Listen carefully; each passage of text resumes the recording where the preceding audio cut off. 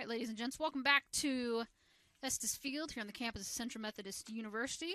We appreciate you all staying up with us as we get Game 4 underway. Bobby Nichols starts things off. He retires. He is retired on a strikeout swinging. So, just making sure I get myself situated here. I think we said like 10 minutes in between games, so I lied to you a little bit. I think I said around 9:15 maybe. I don't know. Anyway, we appreciate you guys staying up with us. This is Rachel Moore, Assistant AD and Director of Athletic Communications, bringing you Game 4 action here for CMU baseball as they take on the Missouri Valley College Vikings here in the series finale. CMU won the last game 7-3, and they're looking to complete the series victory. Robbie Merced up to the plate now. Do you need this, Natalie? Do you need that? There you go. If I can find my score sheets from last game, I'll tell you what everyone did. Actually, this computer light is also not a bad lighting source.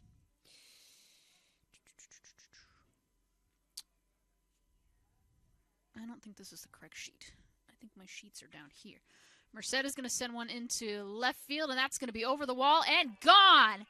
A solo home run for Robbie Merced, and just like that, CMU takes a 1-0 lead here over the Vikings in the top of the first inning of Game 4. And that was a loud home run for the senior shortstop out of Springfield, Missouri. And he gives the Eagles a 1-0 lead here in Game number 4.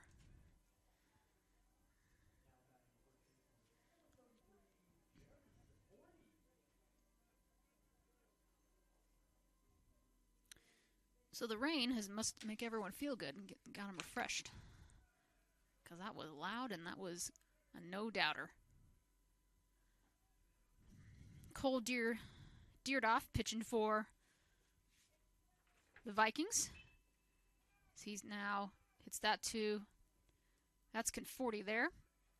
Grounds into a 3-1 ground out. So 2 outs for the Vikings.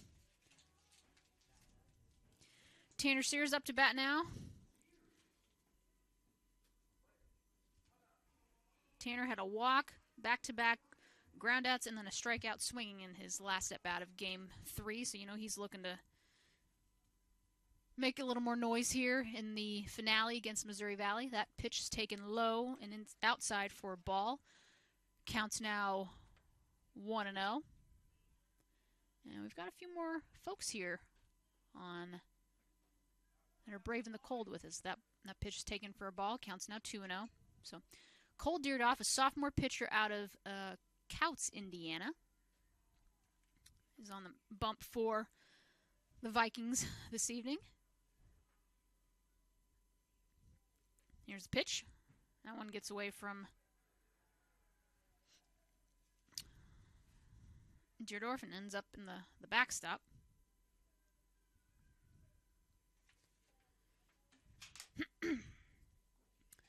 It's also a lot warmer in here with this heater, so shout out to Dylan Powell, the baseball GA, for this heater. It's very nice. And that's going to be 4-pitch walk for Tanner Sears. Alan West playing right field this game. He earned his 8th win of 2023 in Game 3, not just that long ago. Picked up his 8th win. He finished the day with, let me see, 10 Ks, giving up just 2 runs, or 2 earned runs, I should say. And we'll see what he can do here in his first at-bat of Game 4. He's got Sears over there at first. Deardoff with the pitch. Swing and a miss from West. He falls behind in the count 0-1. And rain looks like it's let up. Well, I don't know if it looks like it's let up, but I think it's probably still pretty loud if you're going out in the stands and you can hear it on the tin roof. That one's low for ball 1. Counts now even at 1-1. So if you guys are up, brew some coffee, hang out with us. We'll be out here for a couple more hours. And then if you want to, wake up, eat some breakfast, have some lunch, and then come on out to Cox Softball Complex as CMU is going to host the Grandview Vikings at Des Moines. That'll be a good one. 2-1 the count now to West. Sears over on first.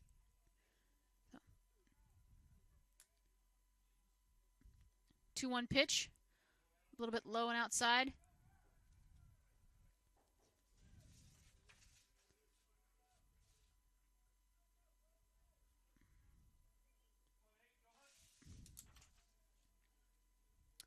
Catching for Missouri Valley's Josh Turner. Counts 3-1 now.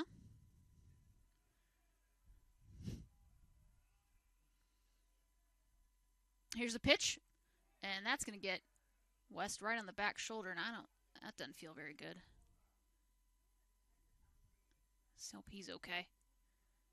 Athletic trainer Peyton is going to come out, take a look.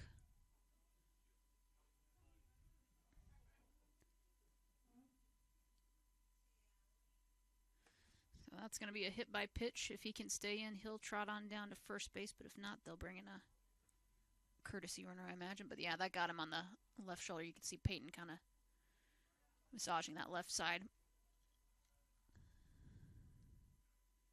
So he's good. He's going to jog it off. And away he goes. So runners on first and second. 2 outs here.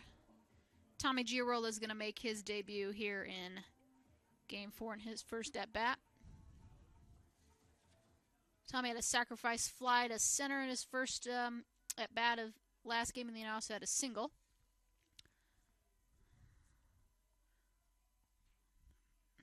In a good spot to bring home some runs if he can just connect on a hit. See if he can get it out to maybe one of the holes in the outfield. Pitch taken low for ball 1.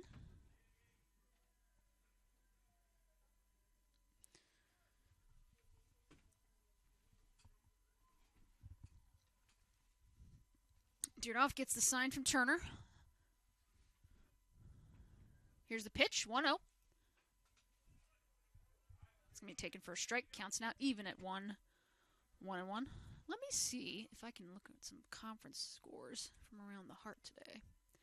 A lot of games were postponed because of the all the rain issues we've had here in the Midwest. And so some of these might get pushed, but we're going to, knock on wood, get these games in tonight. 2-1 count now.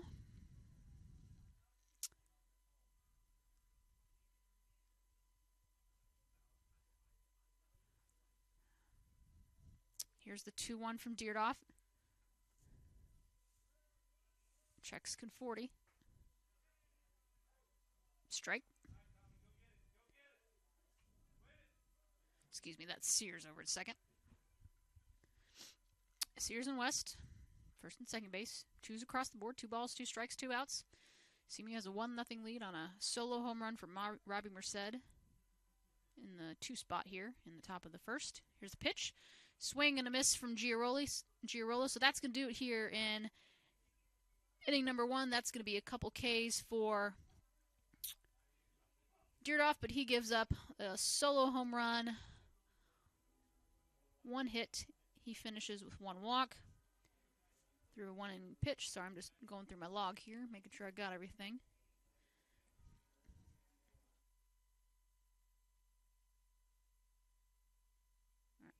So that hit by pitch is going to count as a walk as well. So that's going to do it here for the top of the first. Viking bats coming up here in the bottom half of the frame. We'll be right back. This is CMU Eagles Baseball here on the Heart Conference Network.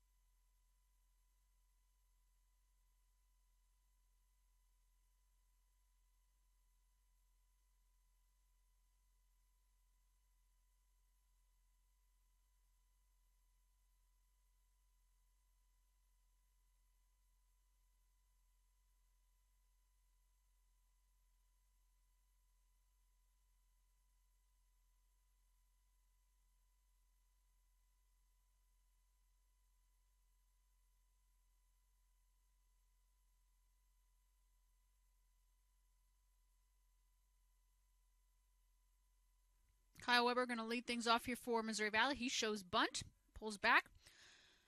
First pitch taken for a ball. Clayton Burke on the bump for CMU. Clayton, a sophomore right-handed pitcher out of Portland, Oregon. Bats right and throws right, 6-footer. That pitch taken for a strike. Counts now 1-1.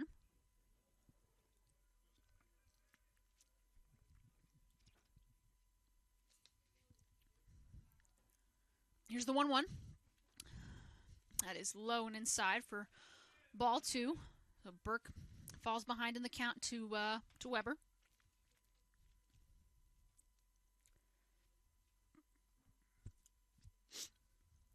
Here's the 2-1 pitch. That is low and inside for ball 3. So Burke's struggling a little bit here in this first inning. Yeah, the wind is not helping. You can see the wind blowing through his jersey there. Got him that time, right down the middle for a strike, so the count moves to a full 3-2.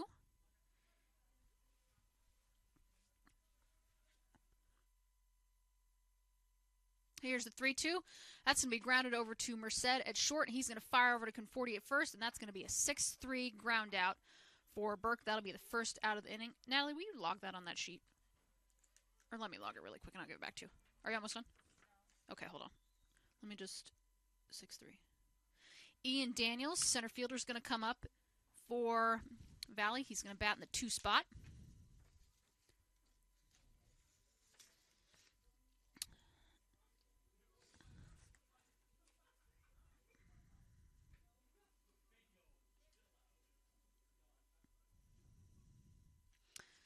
Ian singled to left and advanced on an error.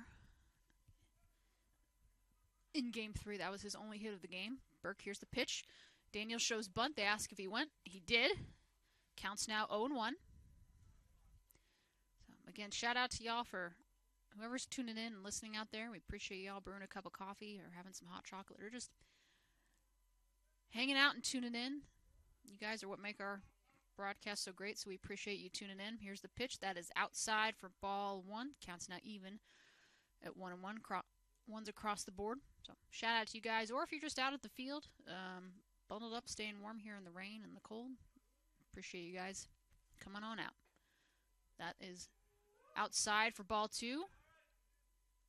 Burke falls behind in the count, 2-1.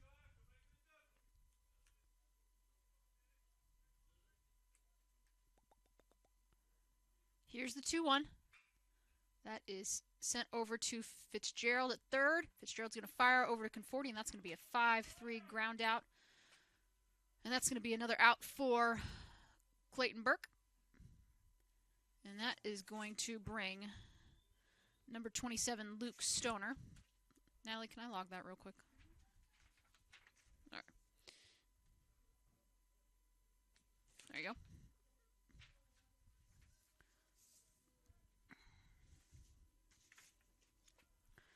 Luke, sophomore infielder, bats right and throws right from Rockford, Illinois. Here's the first pitch from Burke. That's going to be sent well into left field, but nice play from Weatherford over there at left. Had to take a few steps, and that's going to be the third out of the inning, and that'll take us to the top of the second here in the series finale. CMU looking to complete the series victory with a victory here in Game 4. They currently lead their rivals, Missouri Valley College, 1-0. That was a solo home run by Robbie Merced in the top of the first to get things going. So we'll be right back. Don't go away. It's CMU Eagles Baseball here on the Hart Conference Network.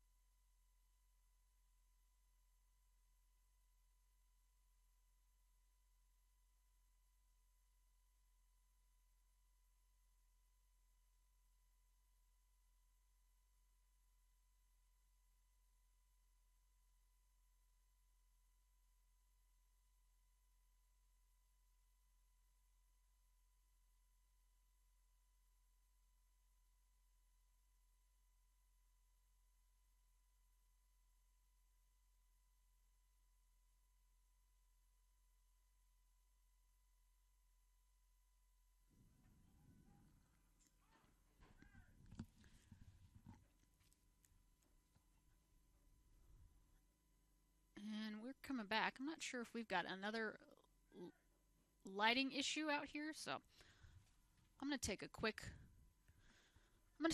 pause in the action, see if we can get someone to get their lights turned off, guys. I'll be right back. I'm going to mute myself for a little bit, but Natalie's going to take care of you guys on the scoreboard. We'll be right back.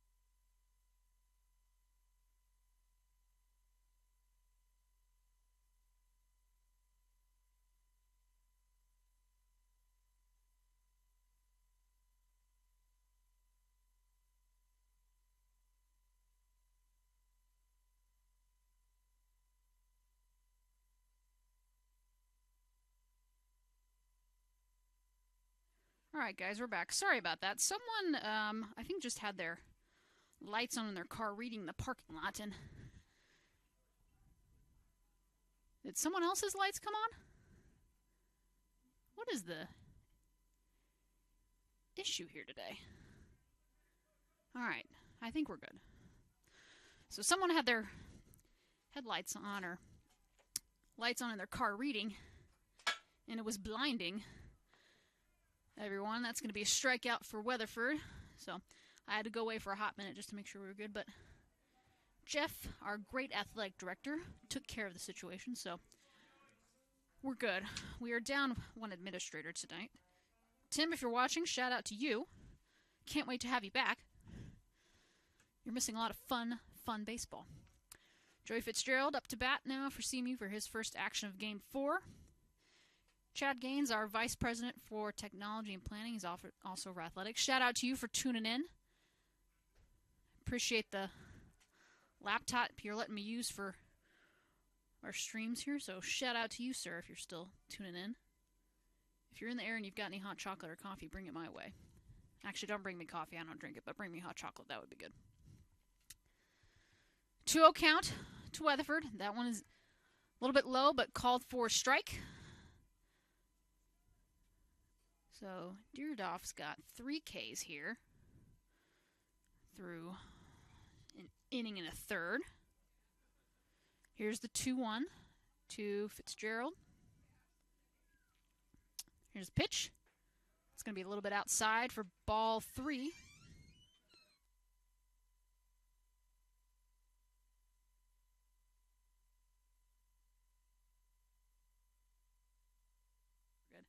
Here's the 3-1. That is outside for ball 4, so Fitzgerald is going to take his spot at first, and that is going to bring the 9-hitter up to the dish, Dominic Van Dorn, for his first action. He came in and actually was a pinch runner in Game 3.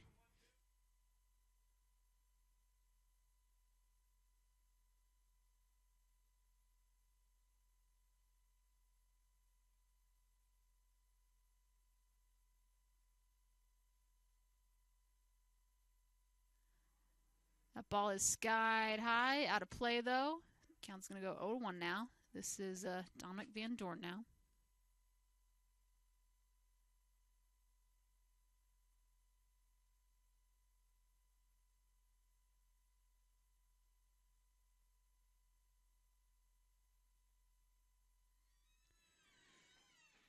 Here's the 0-1. That's a swing and a miss for Van Dorn. He falls behind in the count. 0 pitches to 2.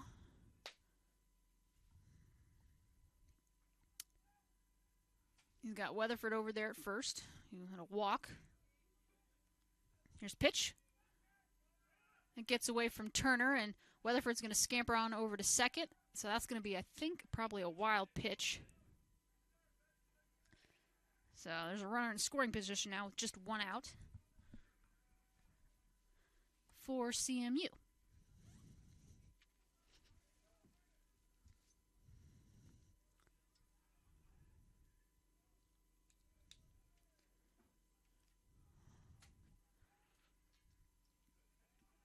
One-two pitch to Van Dorn.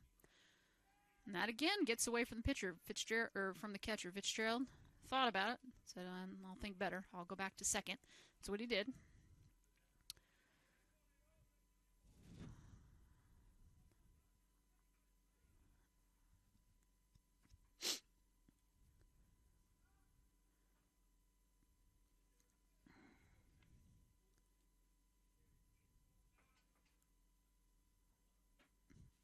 Here's the 2-2. That's going to be sent over to the left field line, but out of play. So count's going to go to 2-2 now. 2 balls, 2 strikes, 1 out. Weatherford over there, or excuse me, Fitzgerald Jr. over there at second. CMU currently leads the conference standings. They've got a 17-4 overall record in conference play, 27-12 overall. So about a 70% winning percentage, 81% winning percentage in conference play. Clark, they're second at 24-12. They're 17-6 in the heart. Here's the 2-2, and swing and a miss. Got him chasing there, and that's going to be the 4th K. Actually, let me double check myself. Yes, 4th K of the evening for Deerdorf, and we're going to head to the top half of the order. It's going to be Bobby Nichols. Bobby struck out swinging his first time up. Looking to see if he can bounce back here in his second at-bat. Bobby, a junior outfielder from Detroit, Michigan. He's going to take this first pitch from Deerdorf. See what they come up with. It's going to be a little bit outside for ball 1. So CMU leads the pack here in the conference standings, 27-12 overall, followed by Clark at 24-12, MNU at 24-17, Mount Mercy 23-12. So that's overall record, I should say. Winning percentage, CMU's got it by quite a bit at 81%. That pitch taken for a strike. So count 1-1.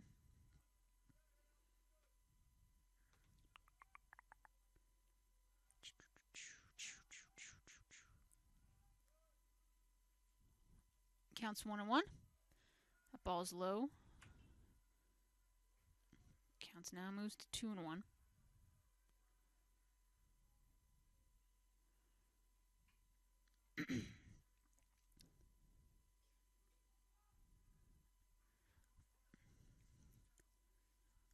Two-one pitch from Deerdorf coming up next. Swing and a miss from Nichols. Count now even at 2-2 apiece. 2's across the board. He's got a runner at second.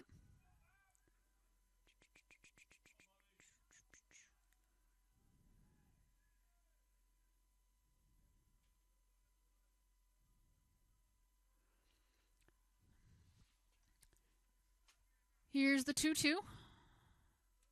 Looking to get out of the inning. A little bit low. Ball 3 counts now full at 3-2.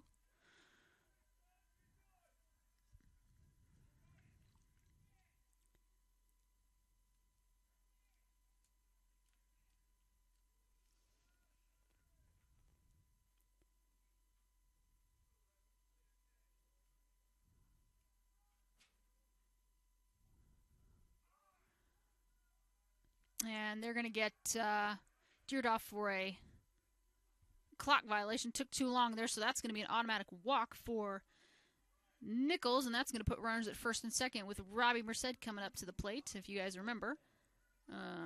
He had a solo home run to left his last time out. So we'll see if he can replicate that. He's got runners on first and second with 2 outs. Deerdoff, a little caught off guard. He was surprised that he got called for that, but it did seem like he was taking forever and a minute to throw that pitch. So here's the first pitch. Ball gets away from Turner, but runners stay put. Finally was able to pull up the conference schedule from today. We'll talk about scores from around the heart once this half inning is complete here. And I think Natalie's got starting lineup graphics for you that she's going to throw up. So as she throws those up, we'll talk about those. So ball, and then the catcher throws over to short. But Joey Fitzgerald, good base running. He just scampers from second to third. Not sure what the thinking was there, if they thought there might be a double steal, but whatever it was, it worked for CMU. So runners on the corners. They what? They thought Bobby was going to run, yeah, so they thought there was going to be a double steal there. That makes sense. 2-0 count. That pitch is low for ball 3. So Deerdoff really in a little bit of a jam here. Hard the order coming up for CMU if he doesn't get Merced right here, because then you have Conforti and Sears come up, and those guys can prove to be problems as well. Here's a 3-0 pitch. Not a 3-0 pitch. Looks Bobby Nichols back to first. Says, hey, stay put if you would.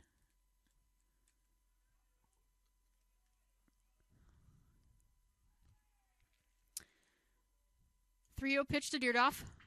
Merced, and that one is skied high to left field. And for the second straight inning and the second straight at bat, Robbie Merced hits a homer. This time a 3-run bomb to left field, the exact same spot.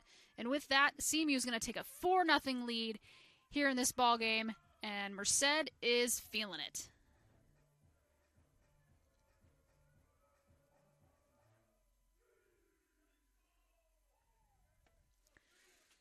That's going to be another hit. That's going to be a few more runs.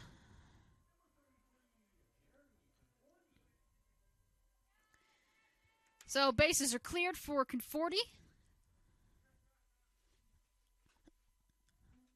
And again, no doubter about that one. That pitch taken inside for strike.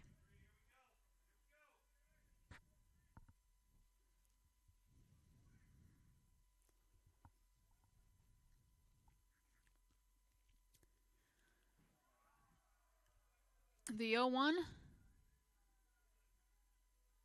almost got Conforti. He had a duck for that one. A little bit of discussion between both sides.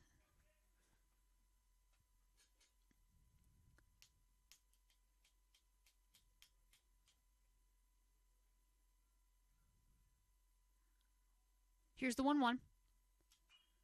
Pitch is fouled out. 0-1 count. Or excuse me, 1-2 count.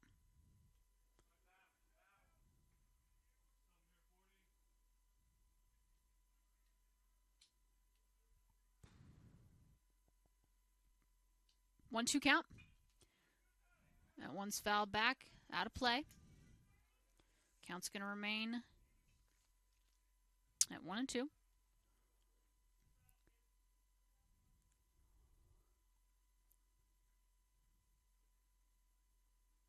Here's the 1-2. That one's high and out of the zone for a ball, so 2's across the board.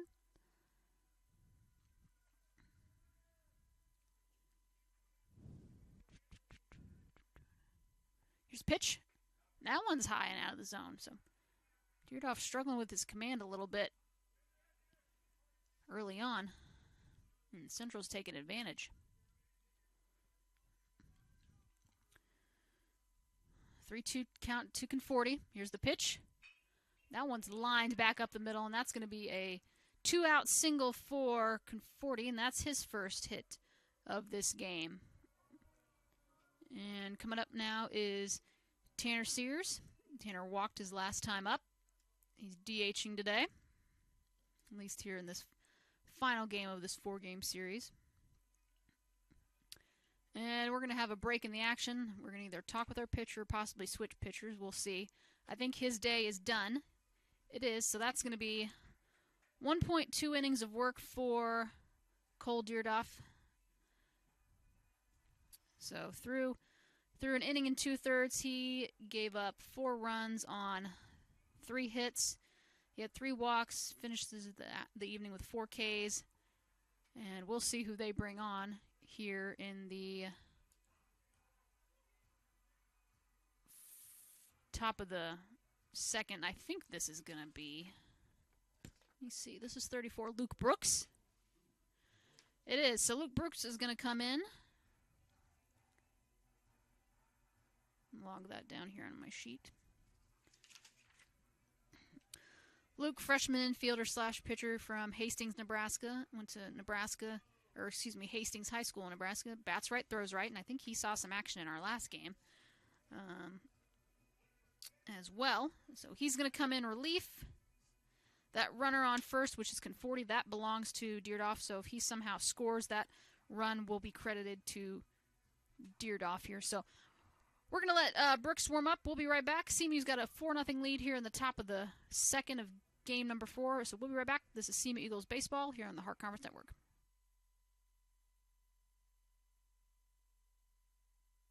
So now that I mentioned it, I'm going to come back. Let's throw up the defensive lineup for CMU. So that's kind of how they look on the dish. We'll leave that up for a few seconds just so you guys can see. But Burke's getting the start on the bump. He's had a solid year so far, and obviously this lineup will be a little different from Missouri Valley when Natalie switches it over. But Brooks will be the only change to that. So Deerdoff started things off and is down 4-0. He gave up back-to-back homers. Well, not back-to-back homers, but home runs to Merced in the first and second innings. So his day is done.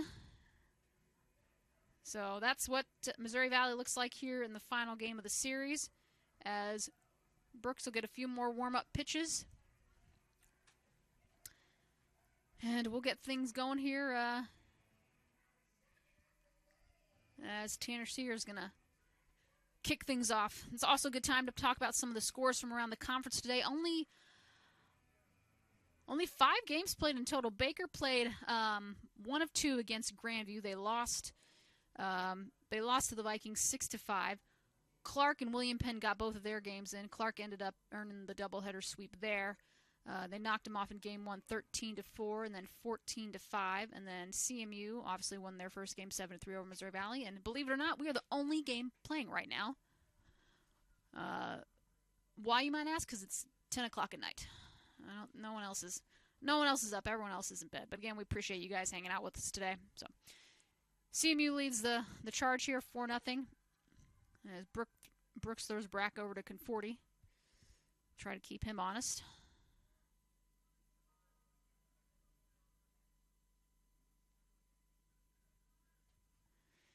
Here's the 1-0 to Sears.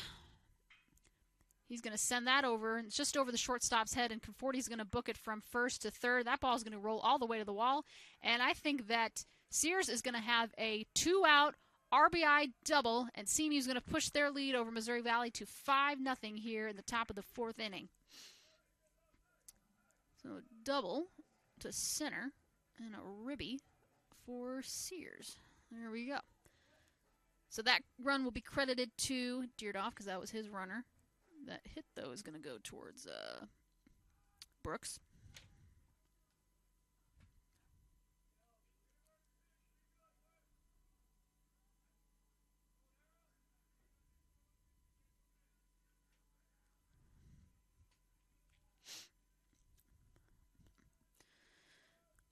Allen West now at the plate. He was hit by a pitch. Actually got hit on the shoulder. He ended up being okay. He booked it on down to first. So looking to see if he can get his first hit of the game. He's got 2 outs, but he's got a runner in scoring position, and Sears over there at second. Brooks checks the runner, throws. That ball just a little bit low and outside. Counts now 1-1.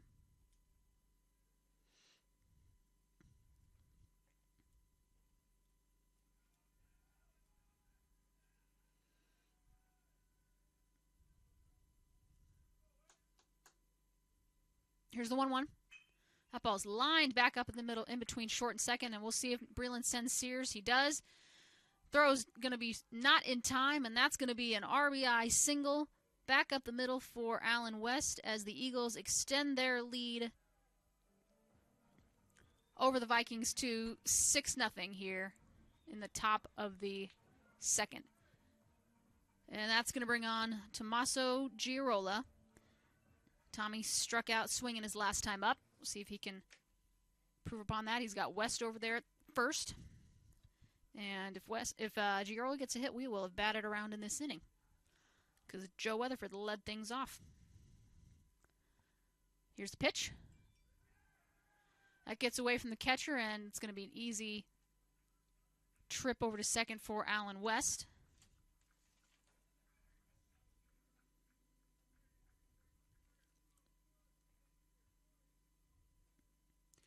Annabelle, I am fully aware that you could be announcing me right now. Honestly, if you want to come up here and call some of this game with me, I'm not opposed to it, so I'll have to find that other headset, but I could actually just let you have the mic for a half inning or two, so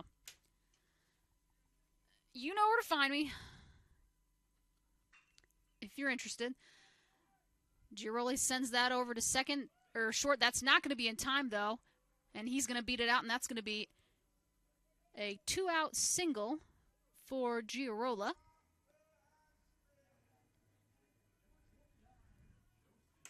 And we have batted around in this inning. Weatherford led things off. He struck out looking his first time up in this inning. We'll see if he can, again,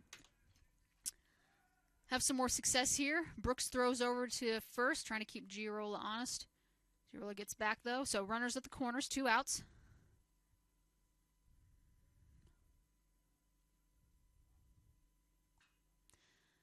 That ball is sent foul back, and I don't know if that hits someone's car. It may not. It may have. I don't know.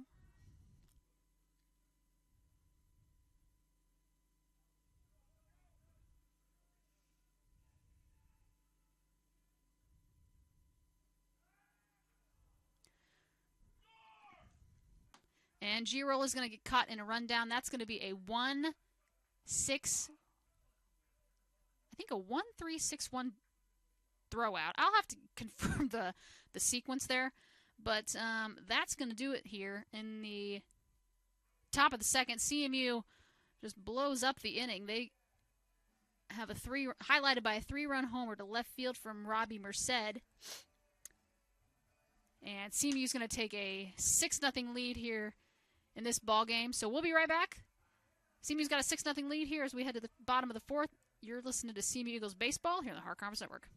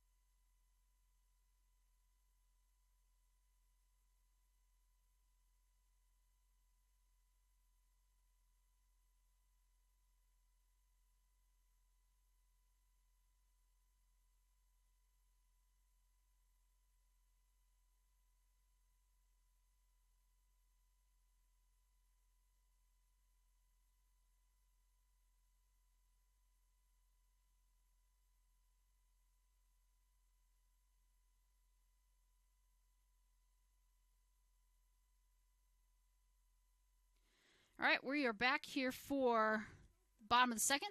Ohashi's going to lead things off here for the Eagles. The Eagles. These are the Vikings that we're playing, Rachel. Get it together. Takes that first pitch for a ball. That's going to be sent back up the middle. I think that's going to be an easy snag for Merced. He's going to fire that over to Conforti, and that's going to be a 4-3 ground out. Excuse me, 6-3 ground out for Ohashi to lead things off. And that is going to bring Jaden Ma to the plate. Jaden has been a problem this series for the Eagles. He's had a couple homers and has really made life tough.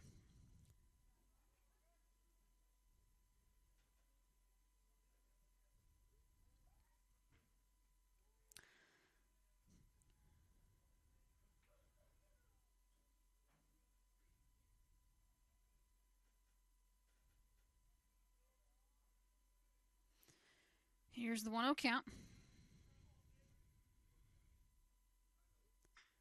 That pitch sent over to Merced at short. It's going to be another 6-3 ground out as he fires that over to Conforti. So back-to-back 6-3 ground outs for Missouri Valley. And that's going to bring Ruben Fernandez, who's playing second base tonight, for his first at-bat of the evening.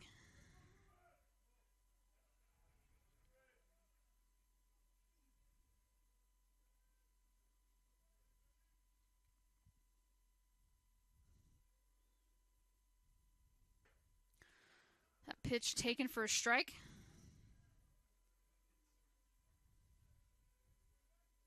Natalie, we pop that headset on. Yeah. Let's see if it works here. That ball's fouled out. Go ahead, see if you can. No? Okay. See if we can get another headset working here. I know we're missing a splitter, but we'll see if we can get that working. Go ahead now, Natalie. Go ahead and talk. See if I can hear you. Can you hear me now? I can hear you now. All right. Still can't hear you. That's all right. You can hear me outside though, right? Yeah. Yeah. All right. Don't feel obligated. You don't. I was just testing it, so you don't have to feel obligated to talk. If you do though, just let me know. I'll turn your mic on. So, if not, no big deal. So, 2-2 count. 2's across the board. Here's the pitch. And got him that time. And that's going to be a punch out for Burke. That's his first K of the game. So no runs, no hits, nobody left on base. That's going to do it here for the bottom of the second of game 4 of this series. We'll be right back. You are listening to SEMA Eagles Baseball here on the Heart Conference Network.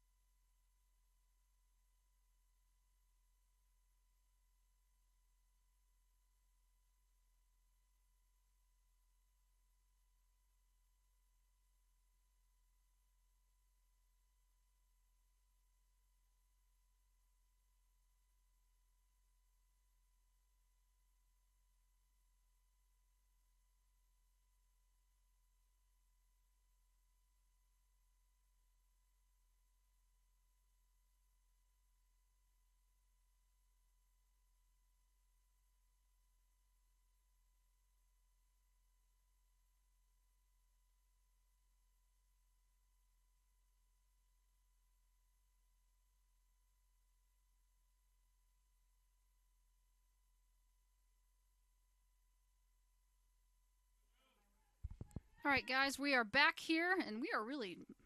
Actually, I'm not even going to say it. I'm not even going to jinx it. I was talking about pace of play. I didn't. I didn't say anything. I stopped. You heard me stop, yes? Honestly, and even if I did, there's plenty of wood to knock on here. So, where am I at? Is this Joe? I think this is Joe. All right. Joe is back up to bat. He was actually batting... he was the final batter of that last inning, but because Giarola got caught in a rundown, Weatherford didn't get to complete his at-bat, so he gets to stay in and basically get not a do-over necessarily, but he'll get to play. So we may have a special guest on later tonight. I don't know. We've been talking about it forever. She was supposed to come and broadcast with me yesterday, but alas, things changed. Time changes happen, so it wasn't able to happen. But we might have one come on later tonight. We'll interview her a little bit, talk about her career here at CMU thus far. One of our volleyball players. She was the one that, if you guys remember, I gave her a shout out on one of the broadcasts, and she said she would bring me donuts, and she did not. So it's just it's a sad situation in my opinion. Don't you agree, Natalie? Yeah. So. Yeah, donuts. Honestly, just donuts in general sound good. I don't know. You got a favorite donut? No? That one is skied out, and we're going to see if that hits someone's car. It does not. It hits the pavement in the parking lot, but again, I've been saying it all night. There's 4 or 5 trucks over here on the left side of your screen that you can't see that are just prime spots to get dinged with a foul ball. But, alas.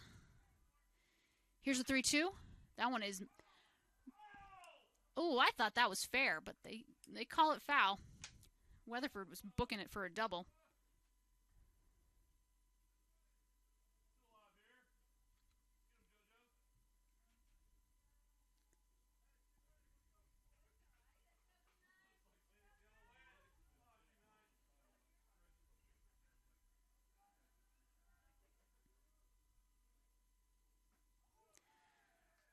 And he gets hit by a pitch there, so that's going to be, I guess, a leadoff walk for Joe Weatherford here in the top of the third.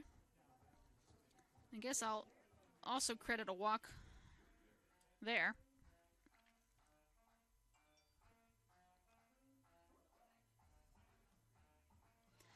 It's going to bring Joey Fitzgerald Jr. to the plate. He walked his last time up, so he's looking for his first hit. Luke Brick still in for the Vikings. He came in relief for Cole Deerdorf. That one is hit foul. Counts now 0-1.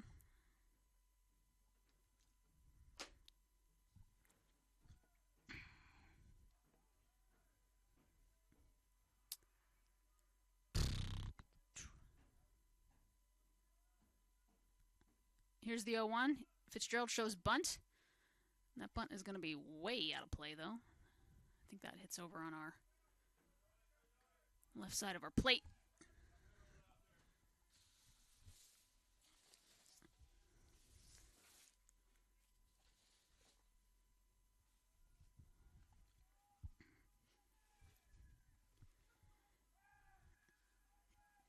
Fires over to first, trying to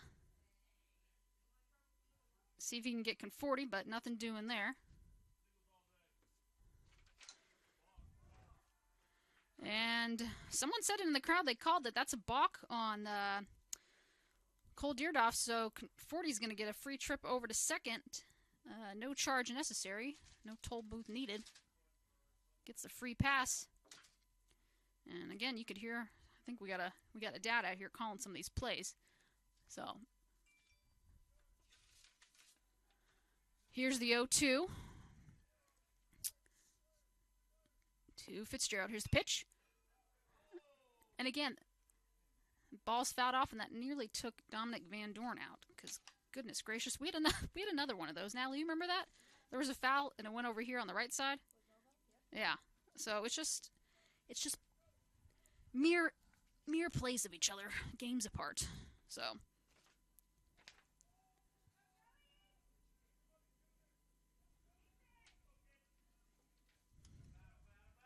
Here's the 0-2.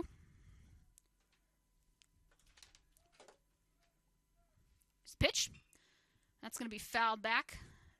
Oh, maybe they'll have room to catch it. I don't think so. Out of play. So.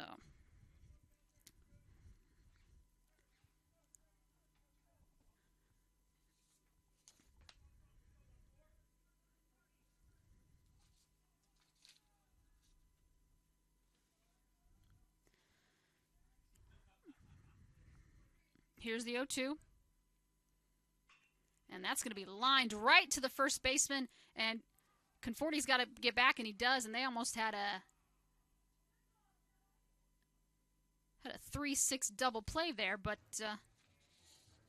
good job by Confordia to get back in time. So that was a line out to 3. Dominic Van Dorn, who you guys just heard me talk about, he almost got drilled by a foul ball. It came straight back at him, but maybe it just hit the pole and made that loud ping, and then it deflected off over by him. So maybe that's what I'm hearing, but it does not sound pleasant. Would you agree, Natalie? It's a little scary. No.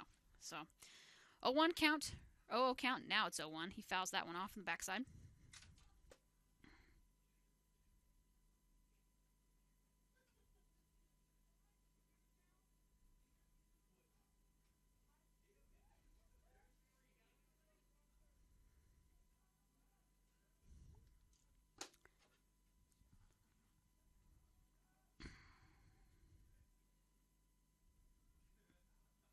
Here's the count. That's taken low for ball.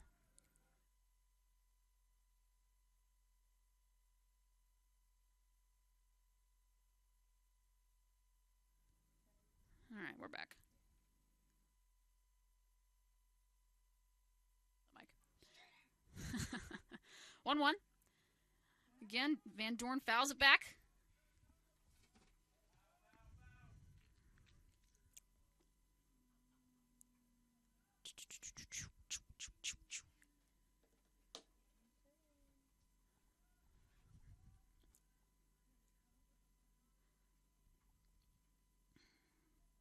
Here's the 1-2. Brooks to Van Dorn. Swing and a miss that time. Gets away from the catcher, though. Turner, he's going to fire over to first base, and that's going to be a, I always say caught stealing, but it's a strikeout swinging, and then a 2-3 put out. So that's Brooks' first K of the evening, I think. 1.2 innings, so...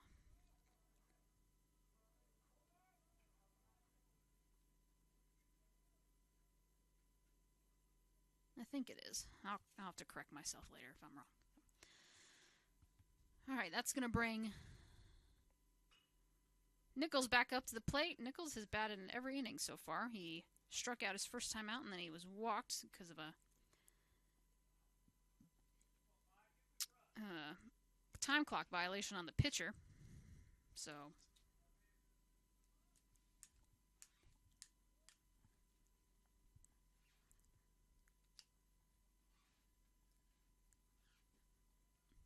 here's the 0-1. Fitzgerald's still on second. I was like, was that? Here's the pitch. That's going to be foul. Or no. That's going to be hit. I don't see if he can beat him out. And he just gets him. And I think that is going to be a 4-1 ground out to end the inning. Let me double check myself. 4-1.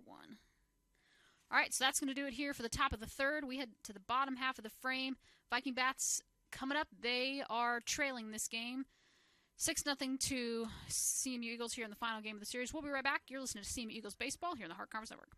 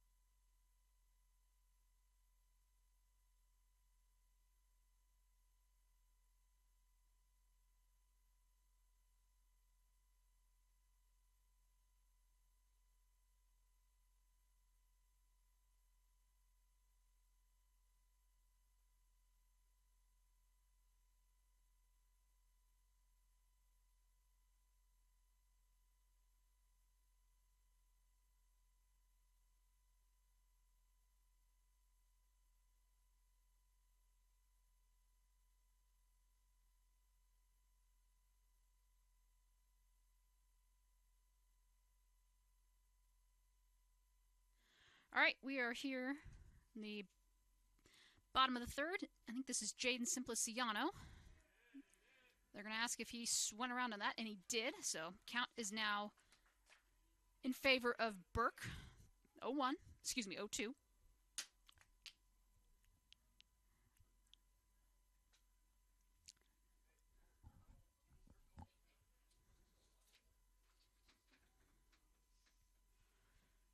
Here's the 0-2. I got to give a shout out to, well, let me do this. Pitch first. Ooh, I thought he got him on the corner. You can hear some of the disgruntled fans that do not agree with some of these calls. You gotta just love it in college baseball. But shout out to Quentin Norris. He could not be here tonight. I think the time's just getting pushed back, messed with his schedule. So, Q, if you're watching, we appreciate you as always. Everything that you do for SEMO Athletics. Wish you were here tonight, but we will see you tomorrow at softball. He'll be on the call as our SEMO softball program takes on the Grandview University Vikings. Here's the pitch right down the middle, taken for a ball though, because it's a little bit low. So count is full now at 3-2.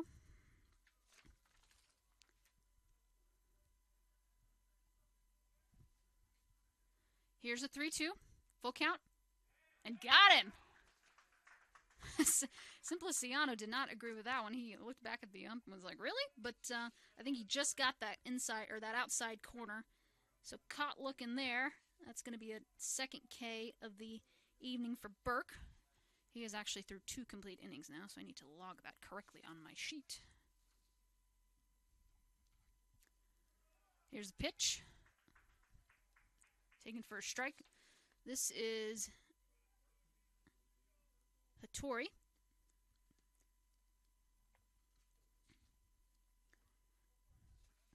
Swing and a miss.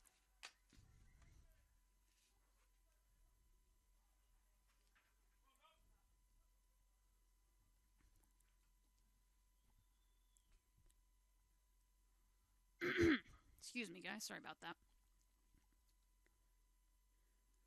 I found that if you talk a lot, your voice starts to go a little bit. So I think we're getting some dry baseballs, and I don't see any rain out. Natalie, do you? I think we're good at this moment in time.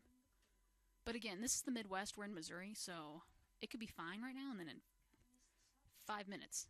Yes, it does happen at soccer. Here's the pitch. Swing and a miss. Gets away from Van Dorn, but that's going to be a simple 2-3 strikeout for Burke. That's his 3rd K of the evening.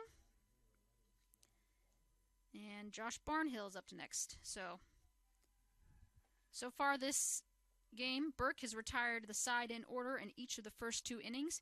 If he can get Barnhill out on a strikeout or just any sort of put out, then that'll be 3 straight innings. Here's the first pitch of the at-bat. It's just a little bit low and outside for ball 1.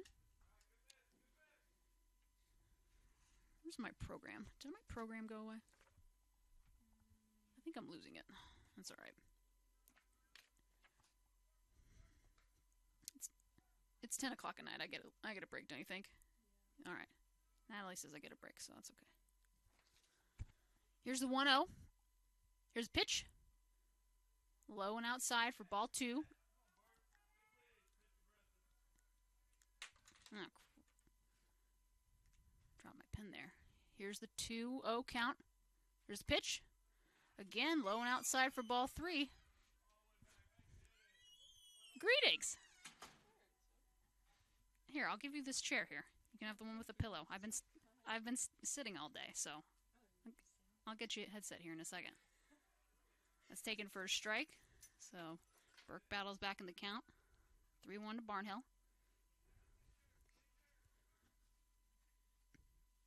Here's the 3-1.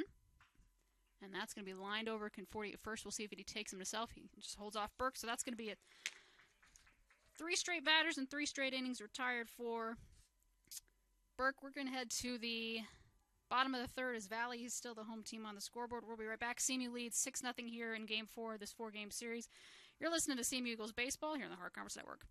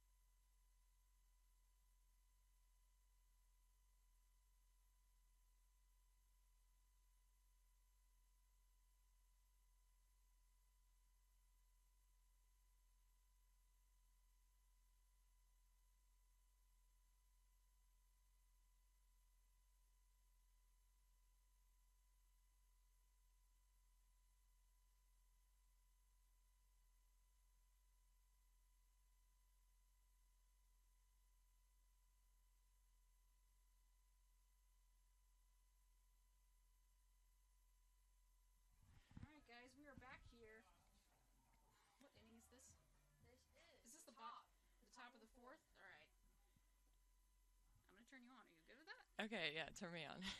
All right, guys. You guys have been waiting for this for like Okay.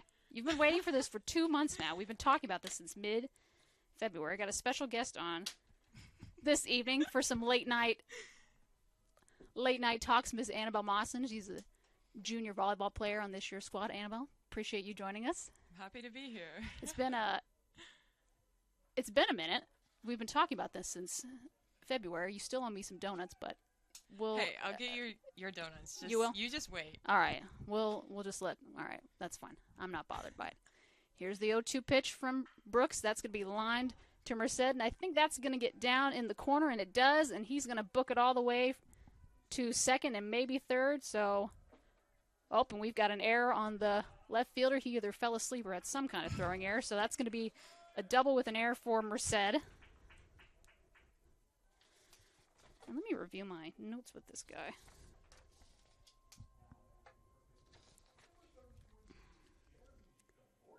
I don't know what they're going to score that as, but we're going to give that a double.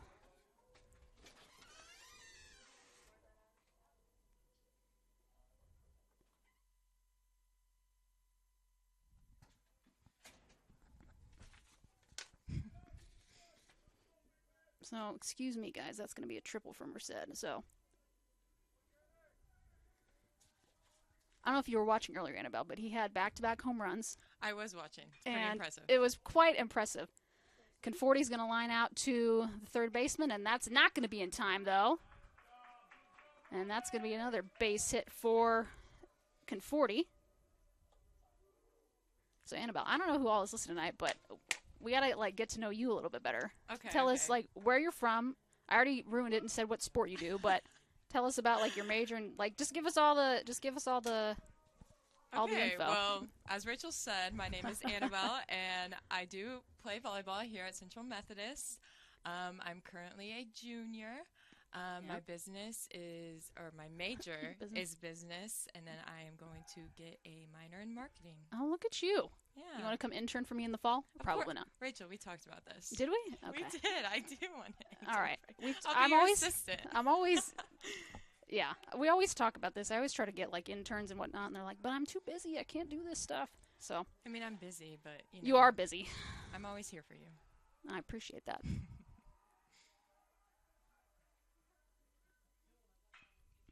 And that's going to be sent over to the third baseman. I don't know if they're going to. They might give that an error. I say it's an error. You think that's an error? I say it's an error. This is college baseball. I feel like we should be able to make those plays. Not me personally. That's why I'm sitting up here in the booth. But so Tanner Sears is going to get an error by the third baseman. So, were you just sitting at home watching this and you're like, yeah, you're like, it's what? so cold out here. It is so cold. We'll watch from the comfort of our own home. Of your home? Yeah, that's fair. That's fair. I respect that. No, it was pouring down rain. I walked over to softball, and then the moment I came over, it was start pouring down rain. So I actually stole one of the softball parkas. I will bring it back to them, but it's right there if you ever need it. Oh, thank you. Yeah, you're welcome. So Dylan Powell, our lovely graduate assistant, gave us this heater. They had like 4 or 5 and heaters. Warm in here. Yeah, so it is toasty. I appreciate that. Yeah. Okay, I'm just making sure that I can hear you. That's always my biggest fear. That you're just on there and there's nothing going on. So I guess the main thing is, so you guys are in spring ball now. I know you've had a couple scrimmages. I won't get into that because then we'd have to talk about all that. We had a scrimmage today though. You did. Yes, you did. I actually had to text Caleb and be like, take the scoreboard off the screen, because then it gets to a point where if you're streaming and you see the scoreboard, that could count as one of your regular dates. So I was like, you better be moving that. So we did. Okay, yeah. Good. So we did. Let's see. Alan West is going to make his appearance. He was hit by a pitch in his first at bat, and then he singled to center. Takes that first pitch for a strike. You got runners at first and second, no outs. So, but your scrimmage went well today, you'd say? It did. Yeah. It did go well. Better than the first one? That's usually how it works, isn't it? Yeah, of course. Yeah. Because we're improving. Okay. There you go. That's always good. Pitch is taken low for ball one. Counts now even at 1 apiece. CMU leads 7-0 this game. 7 runs, 8 hits, including a 5-run inning in the top of the second.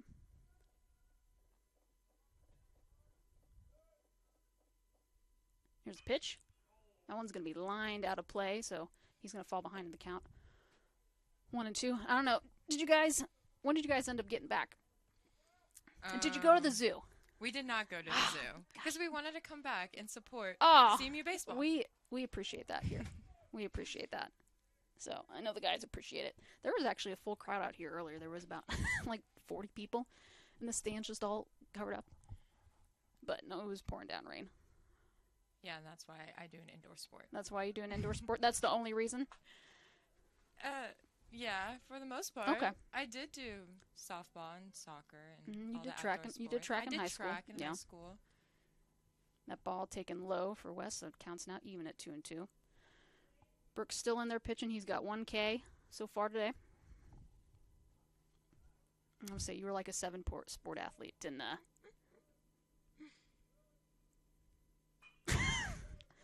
Delaney, we need to. You're going to be my second. You'll be my second guest on this broadcast. You're always like tagging CMU athletics and stuff. So. Well, Delaney actually just qualified for nationals in a high jump. She did. Straight from the volleyball court. We've got a 2-time national qualifier in Delaney Miller. She's just. I don't know. You got to be a good athlete if you can just casually just go from one sport to the next and just hit a national qualifying standard and an All-American. Like, it's just ridiculous. But good for her, and that's why CMU is so good, because we got athletes like that day in and out. Exactly. Here's the 2-2 pitch. That's going to be fouled, so everyone's going to stay put, and we'll do it again.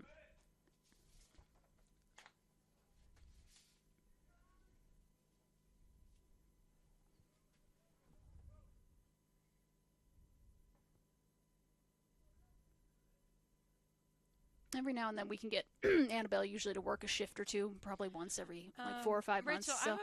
I'm a busy woman. Yeah, I know you are. I know you are. I'm working next weekend. You are working next weekend. So that ball hit sharply to left field, and we'll see if he sends Sears home, and he does, and that's going to be, that's 40, so that's going to be an RBI single for Allen West, and CMU's going to push their lead over Missouri Valley to 8-0 here. I don't know why I think Tanner Sears is out. I think Tanner's at second. He's at second, yeah. He is. I don't have good vision, especially late at night, and I have a light blaring in my face. This is why I'm here, to help you out. This is why Annabelle is my spotter. I have spotters for every sport, and now we've just added baseball to that. So, spotters for volleyball, spotters for football, spotters for basketball. Hopefully we don't play any more games at 10 o'clock at night. Ball, pitch taken inside for a ball. Tommy Giarola. Tommy struck out and then singled to short his last time up, so he's 1 of 2 today so far. Annabelle, I don't know if you were here when you guys might have already been gone, but we hosted opening round baseball and softball, and we had to get games in like the next day, but we ran into. That's going to be foul and out of play. He's going to move even in the count to 1-1. But we were playing games at like 3 in the morning. Oh so my gosh. This is just like, this is bringing that emotion back and those feelings. But I feel like those type of games are fun. You don't feel like it's 3 in the morning. But, it was 3 in the morning. Like, okay. you weren't there. You were probably sleeping. You were snoozing. That's low for ball 2. Natalie, what's the count? Streeter. 2-1. There we go.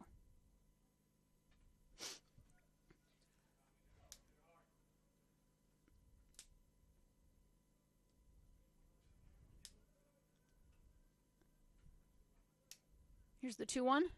Girola's going to send that one just a little bit foul, so we'll stay. Runners stay put where they are. Counts now 2-2.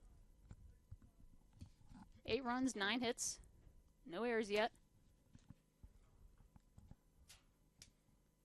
I would talk about Valley's offense, but I don't want to jinx it, so I'm just going to be quiet. Yeah. You know what I'm talking about? Yep. Don't jinx I'm not saying a word. I'm not saying a single word. Every time I say something, the opposite happens, so I'm just going to be quiet.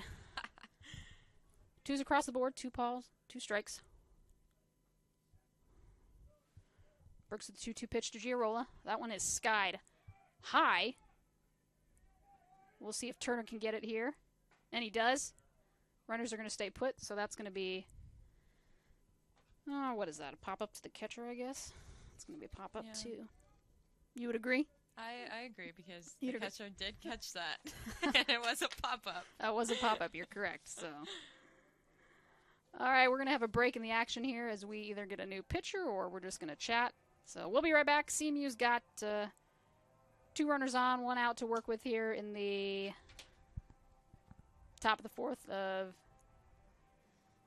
Game 4, and we actually do have a new pitcher coming in. So Brooks' day is gonna be done. Natalie, when you can, if you have better eyesight, or Annabelle, one of you two, let me know who's about to start throwing. Looks like 37, maybe? Maybe not. Where did my program go? Is this 27? I think this is 27. It's either 27 or 37. 37, you were right. A for you, Annabelle. Thanks. Number 37, Sam Benz, freshman outfielder / pitcher, so he's a two-way hitter. He bats left and throws left from Martinez, California to Albrama, California High School. He's going to warm up for Moval, so we'll take a quick break here as he warms up. CMU's got an 8-0 lead here in the Game 4 finale. So we'll be right back. You're listening to CMU Eagles Baseball here on the Hard Conference Network.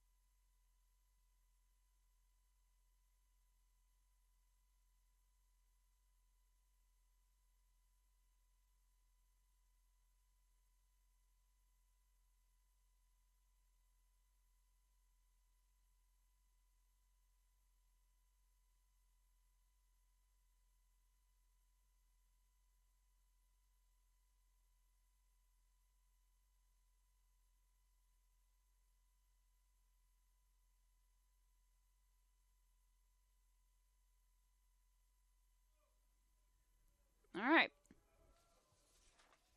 We're back in action here. Sorry, I had to get a light on in my... For whatever reason, well, I know the reason, we can't turn our lights on here in the press box because then it will blind the outfielders. So we are in darkness usually until we can figure that out. Joe Weatherford at the plate. He struck out looking his last time up, and then he was actually hit by a pitch, so he's looking for his first hit today without having to get pinged with a baseball. So... I don't know if that's ever happened to you, but I don't think it feels good. You know, whenever I played softball, I hated swinging the bat because I was so scared that I would strike out. So I'd either So you just hope I walk get along? walked or got hit by the pitch. Turner's going to throw over to first. West gets back, though. We've had several... we've had, like, foul balls that'll hit the poles here, and then they'll ricochet off, and then whoever's in the on-deck circle has to, like, duck. We've had 2 of them tonight. Fear for their life for a second. Yeah. One's across the board. 1 ball, 1 strike, 1 out. 2 runners on. See if CMU can pad their lead here. Both of these runners on base are going to belong to Brooks, so if they score, they'll be credited to him. Swing and a miss for Joe, so he falls behind in the count 1 and 2.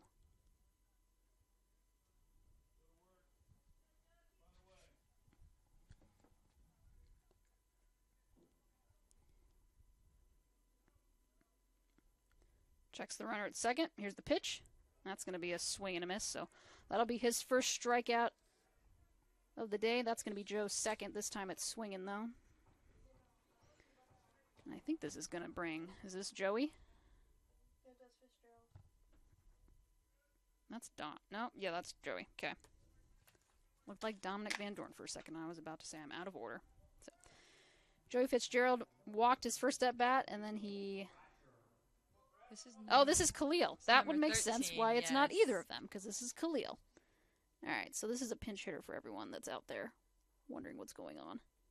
Just chaos in the box as usual. So Khalil Thrasher's going to get his first action. Thank you. I appreciate that reassurance. Takes that first pitch right down the middle for a strike. Counts now 0-1. So what's the rest of the spring schedule look like? You guys have any more scrimmages, practices? We are going to have practice this whole week, and then we will have an alumni scrimmage on Sunday. All right. And then we are done with spring season. The ball's fouled back. Okay, so so no more scrimmages, just straight up practices? Straight up practices and positionals, and then a little alumni and inner squad scrimmage. Any famous alumni coming back that you know, or just any alumni in general? Shea Luby, Jordan Shea Wolf. Luby. Jordan's coming back, yeah. I'm sure there are more, but those are the only two. You'll have to get Marina. We have. Oh, I think Marina is playing in it. Marina's, she should. Yes, she is an alum. Yeah. Thrasher fouls that one back. Counts now 0-2. Still runners on first and second. Yeah, she's an alum, but only like a semester removed. So still an alum. Yeah, she's still an alum. You gotta, if Baker asked me to come back and play any sort of sport, then I would maybe do it. What sport? You played sports? No. Oh. I did not. Let me clarify. I played in high school.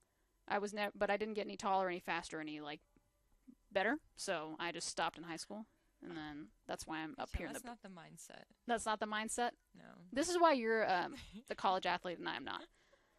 That pitch taken just a little bit high. Counts now 1-2. Hey, but I'll get competitive in the booth or on the computer when we're doing stats. That's all that matters. Yeah. So I can be competitive in my own way. We get into it. Like if I've got Carly Wolf sitting next to me stat spotting for volleyball, it's just I gotta be like, game over. I gotta be like, can you relax? Breathe. So. What'd you say? I said breathe. Oh, breathe. Like breathe. Yeah. Yeah. Every now and then I'll get real red in the face, and I just need to take a breath. So. Thrasher fouls that one back, so count remains the same at 1-2. There's a first and second. That ball's just a little bit inside, gets away from the catcher.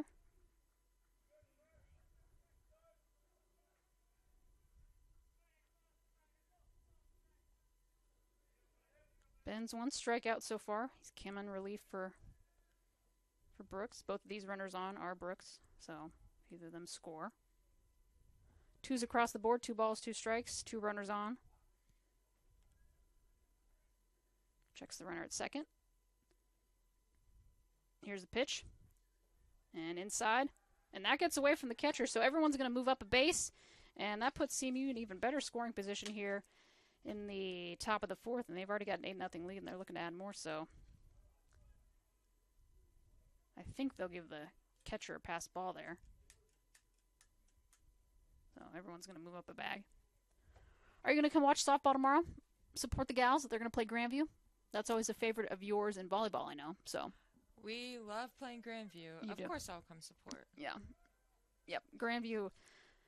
Besides Valley, I feel like that's the unofficial rival of our school. Maybe not. I think Mid-Am when it comes MNU, to... yeah. Here's the 3-2. volleyball. Sent over to Thrasher. That's just going to be a simple 5-3 ground out, and they're going to get out of the inning.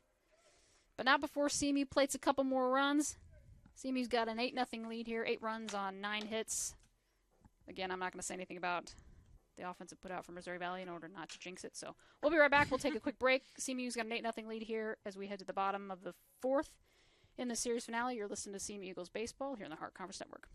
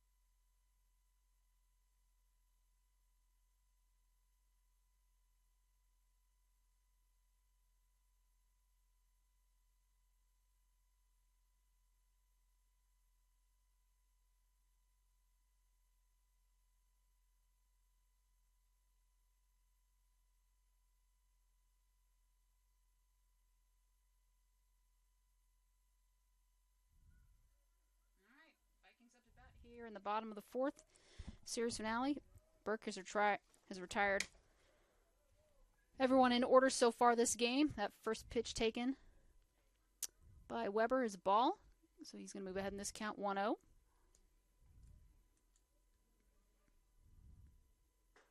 And that pitch, you knew that one was a strike. Counts now even at 1-1.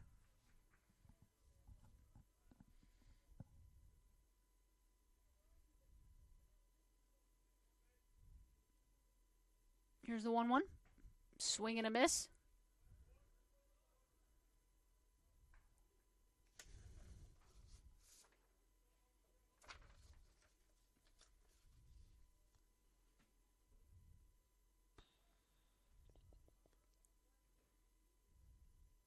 Here's the 1-2. It's going to be low and outside. Count moves even at 2-2.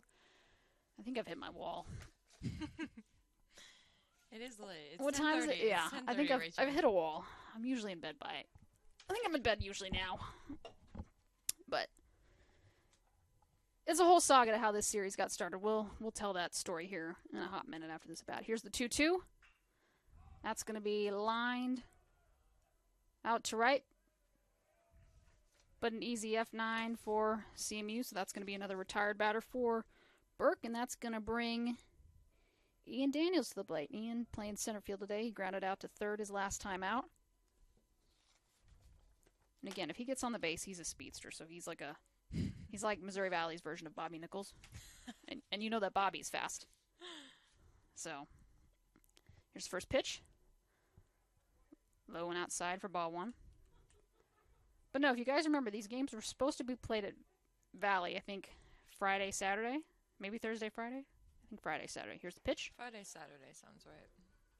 Counts even at 1-1.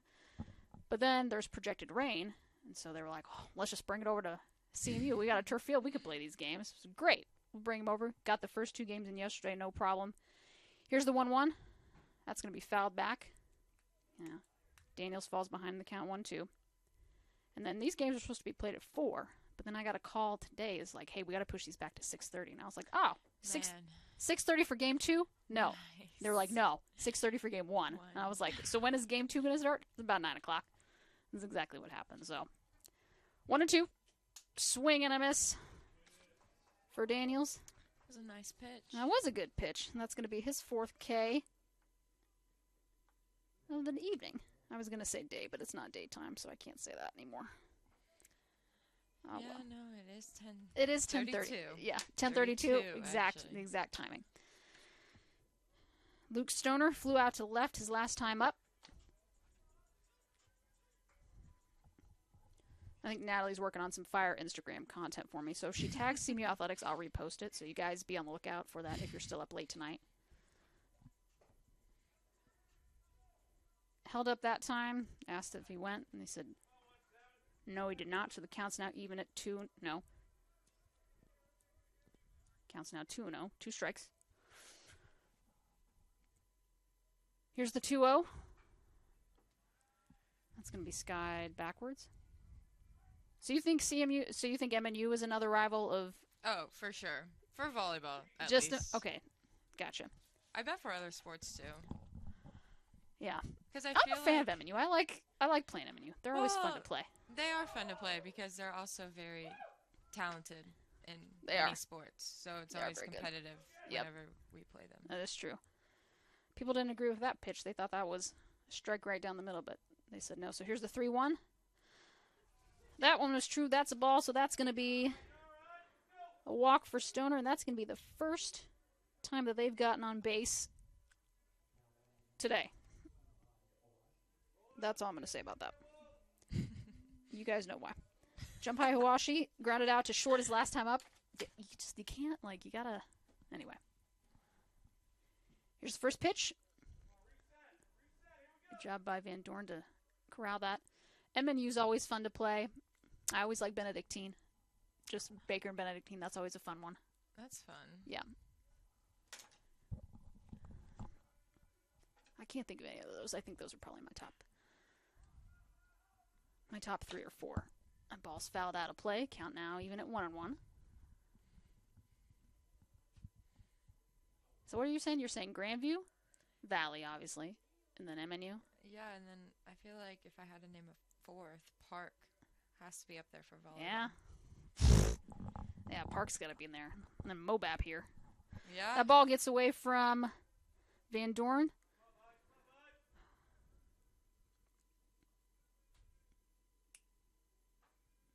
Stoner's just going to scamper on over to second, so he's got runners at second with 2 outs.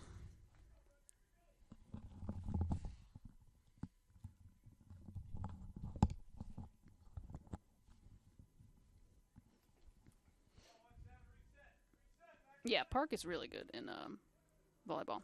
Did you see that their men's team got knocked out, but they made it all the way to the semis? I did see that. Yeah.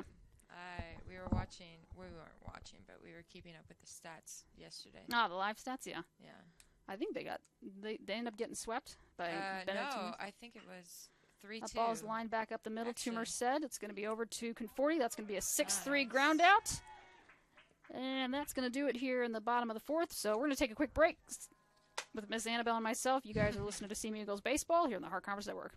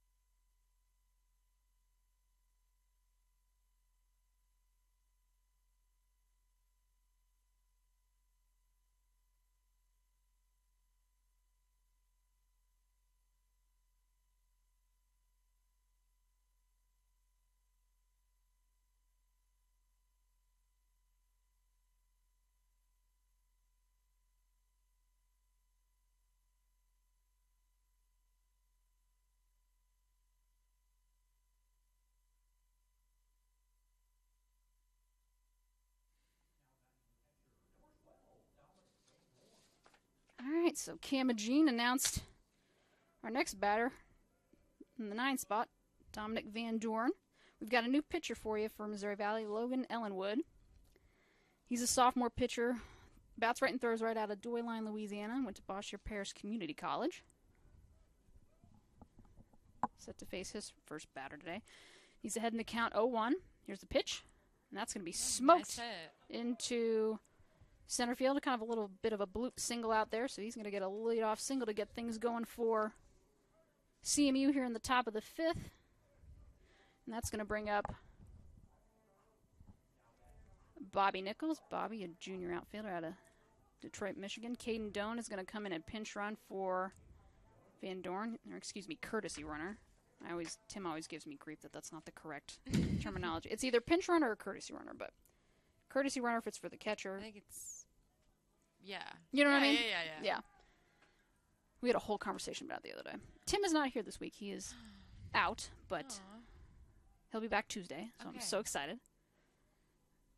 Tim, if you're watching, shout out to you. I don't know if you're somewhere in western Montana. Hi, Tim. Bobby fouls that one back.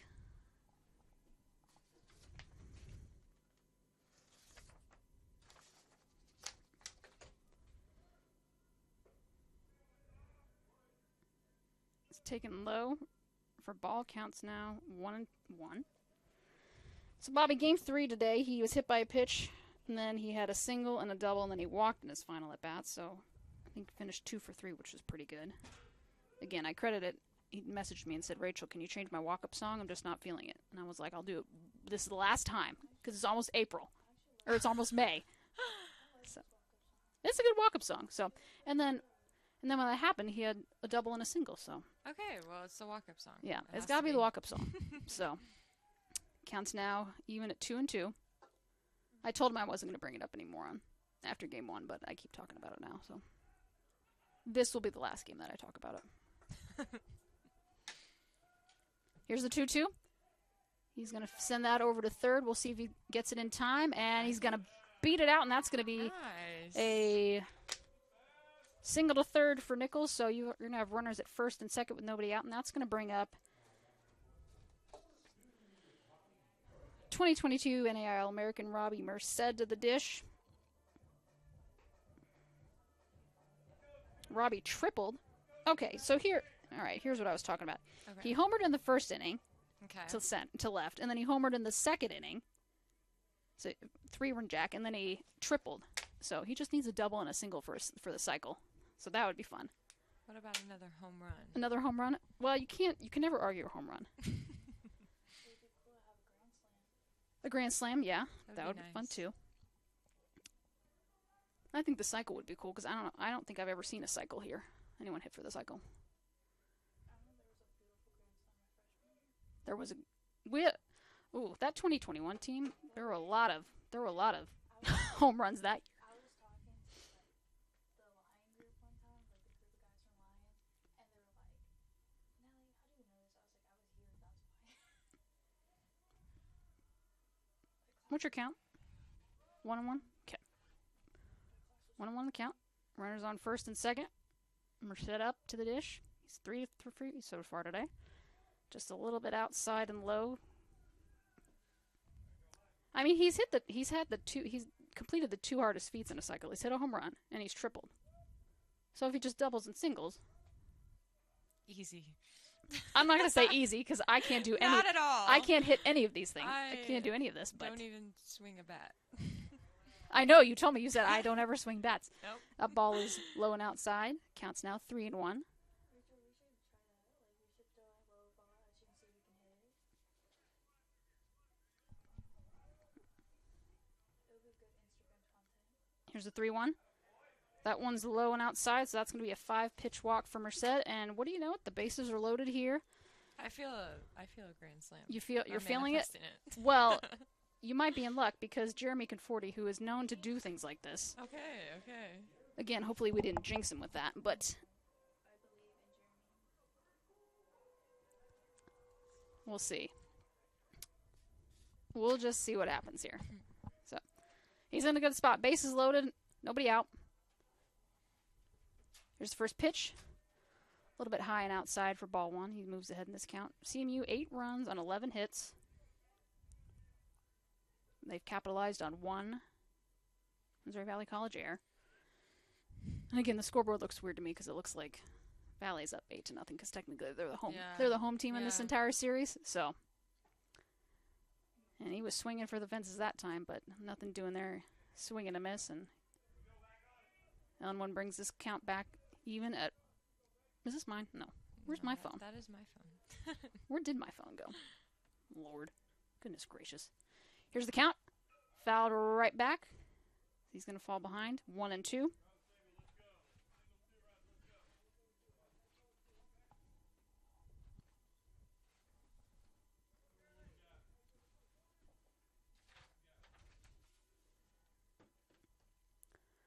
One two pitch from Ellenwood. A little bit inside. I thought he probably could have gotten away with that and not swinging. Made the count even at 2-2, but alas.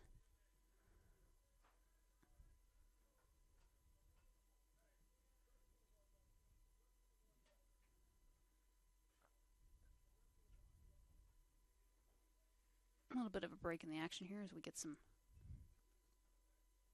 new baseballs.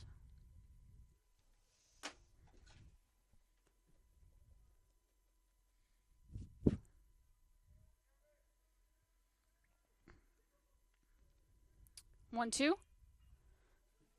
And that's going to be fouled off. Going to hang in this count, 1-2. So again, Conforti grounded out to first his first time up, and then he singled to center, and then he, I just have it that he singled. I didn't tell myself where he singled. So regardless, he's got back-to-back singles. We'll see if he can add more to it. And he thought about going there. I think he held up, which was a smart decision. So the count's now even at 2 apiece. 2 balls, 2 strikes, no outs. Bases loaded here in the top of the 5th of Game 4. CMU's got an 8-0 lead, highlighted by a 5-run second inning against the Vikings. Here's the 2-2 from Ellenwood. That's going to be lined back to the shortstop, and they're in line for a double play. We'll see. Nope, that's going to be a fielder's choice. That's going to bring Allen West home from third, and CMU's going to push their lead to 9-0 here.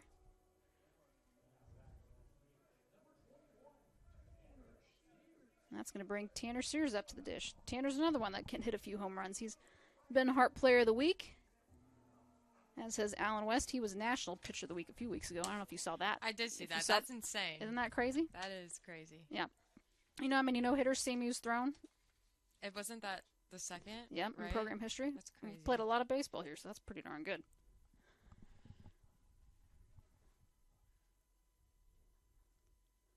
Sears up to bat. And that's just going to get through the hole in second base, and that's going to plate another run. Nichols is going to score. And Conforti's going to go all the way over to third, so that's going to be another run for CMU. They've got a 10-0 lead here, 10 runs on 12 hits.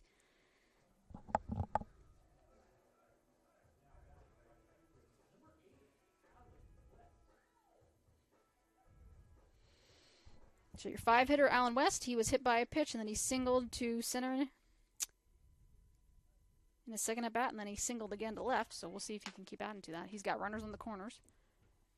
However, if Valley can somehow get him to ground into some sort of double play at second, you might get a 6-4-3 double play, but we obviously don't want that. We want to keep scoring runs, so that's always the goal. Score more runs than the other team. Exactly. Yeah. That's how you win. Yes. That is how winning is done. Score more points or runs. Yep. Than the other team. Yep. Or goals, if we're thinking goals, of soccer. Yeah. Yeah. Yep.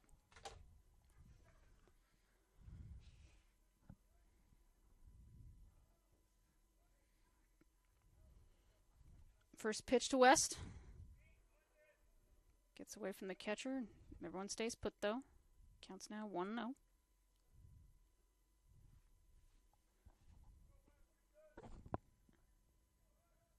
Is that Conforti at third? Yes. Okay, I think I jacked that up. That's okay. And that one way inside. And again, I think Allen was hit by a pitch in his first at bat, and it got him on the left shoulder, and it did not look good or feel good. But then he, as you do, you sprint down to first base, and you just run off you just let the adrenaline take over you. I'd fall. And then. Huh? I'm sure it will. First strike of the at-bat, so Ellenwood getting back in it. It's 2-1 now. Runners on the corners. You got Conforti over at third. See if West can plate him with a hit anywhere. That's going to be hit over to third. They're going to go for the double play. They don't get it in time, though, so that's going to be a fielder's choice for West, and that's going to plate the 11th run of the game. And the best walk-up song in all of college baseball. I've said it all. Yeah. It's like good vibes, catchy. Yeah, this was Tommy's song last year, and I just love it so much that I kept it on. So every time it plays, I can't. I love it. He didn't want to change it? He had another song, but for whatever reason it didn't work. So I said, "Do you have another one?" And they didn't say anything. So I said, "We'll go to that. We'll go back. We'll go back to that one." Nice. So.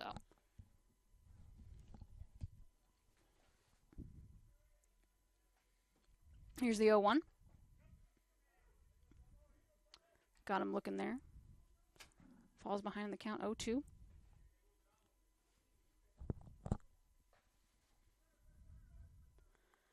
See if Ellensworth can get out of this inning. Swing and a miss. Got him looking on 3 straight pitches. So that'll do it here for the top of the 5th. But not before CMU adds 3 more runs. They've got 11 runs on 12 hits. No errors yet. CMU pitching staff is cruising. I'll leave that alone right there. So we'll be right back. Bottom of the 5th coming up. Vikings up to bat. This is CMU Eagles baseball here on the Hard Conference Network.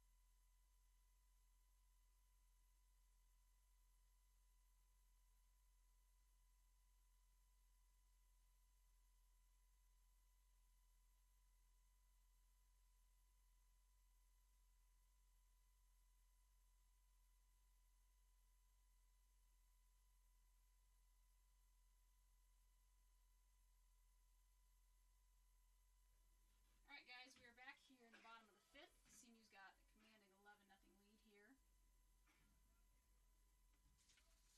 Ladies and gents, Annabelle had to dip. She had some other duties to honor, but we appreciate her coming out and tuning in and listening with us.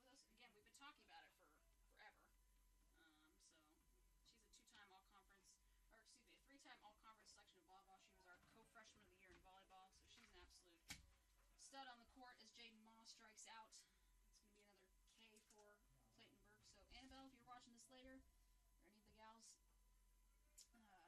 we appreciate you coming out. So, like I said, our volleyball team is really good, so y'all got to come out and watch them next fall. Annabelle's a senior that year, so it should be fun.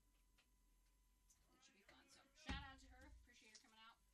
If any of y'all other volleyball players are coming out and listening, want to hop on a broadcast when I'm on, let me know. We can make something happen. And good job by Fernandez. That gets through the hole at first base, and that'll trickle into the outfield. So that's going to break up the no-no for Clayton Burke. Great outing for him so far. And I never spoke it into existence. I never said it. I never actually said it. So, but anyway. Hey, they should pass you the headset.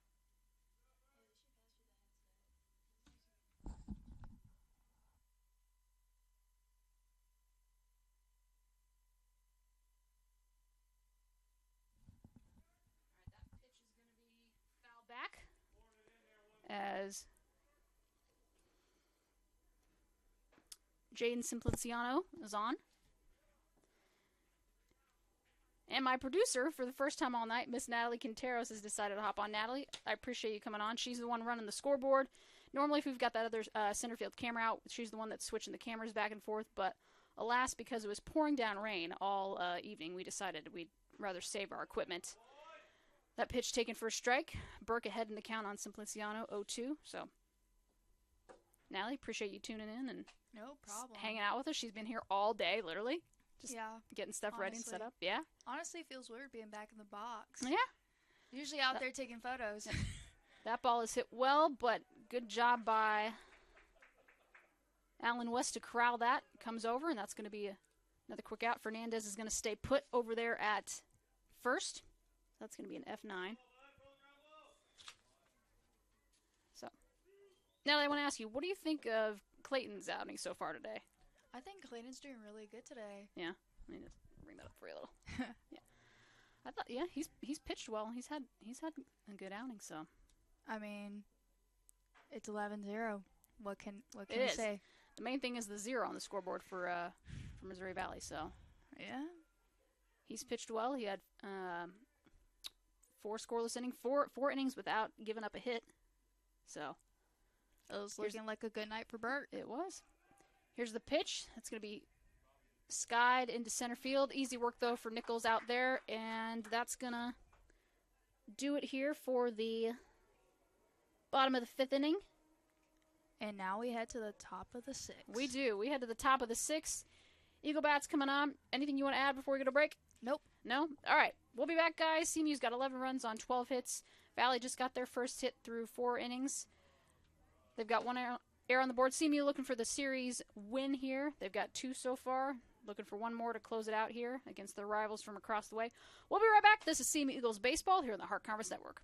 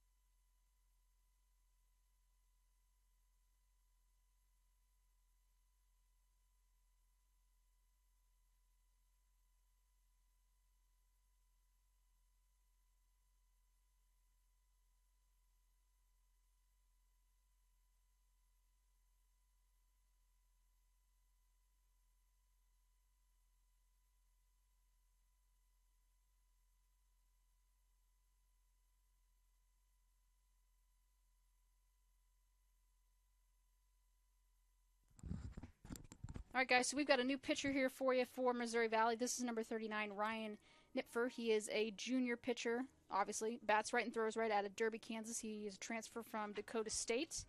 And I want to give a quick shout-out to Mr. Connor Darnell of NAI Ball. If most of you NAI baseball fans probably know, but NAI Ball does a great job of broadcasting and covering all of our games. So Connor, Robbie, the rest of that staff, Connor does all those fire graphics that you see that I often retweet on Twitter. So when we've got National Pitchers of the Week, that's all coming from him. He's the assistant SID and I think the director of creative services at University of Science and Arts of Oklahoma. So Connor, shout out to you. Appreciate you tuning in. It is a late night, but we're getting these games in, which is the main thing, and it's been fun so far. And honestly, I've had later nights with some of the crazy stuff that happens in sports. So this is Joe. This is Joe. This is Joe. All right, so where am I?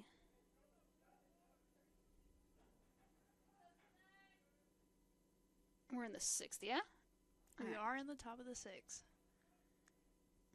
All right, I think I somehow just, I don't know what happened there. Anyway, I missed something on my sheet here, but alas.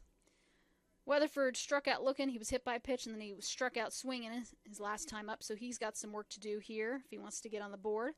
But it's been a good night for CMU Bats. 11 runs on 12 hits. He's behind in this count 1-2, though. Here's the pitch. Swing and a miss there. Tough night at the office for Joe.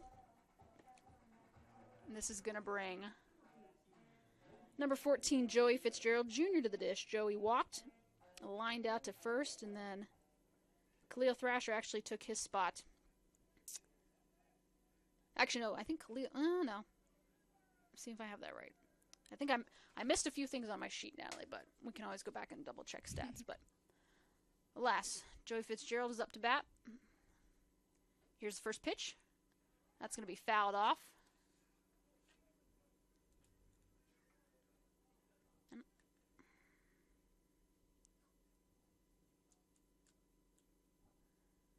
And I gotta tell you, if it was just a little bit earlier, this would be like the perfect setting because you'd have more fans out here Although we've got a pretty good crowd.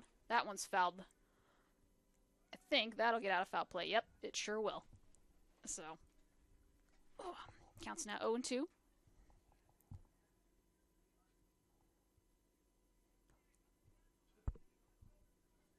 So, again, shout out to my team in the box. It's a late night, and I appreciate you guys all hanging in with me through this.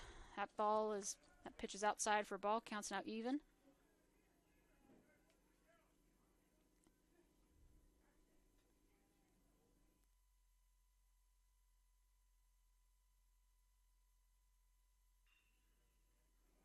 That ball hit over to first base, and he'll just take that himself. That's going to be the second out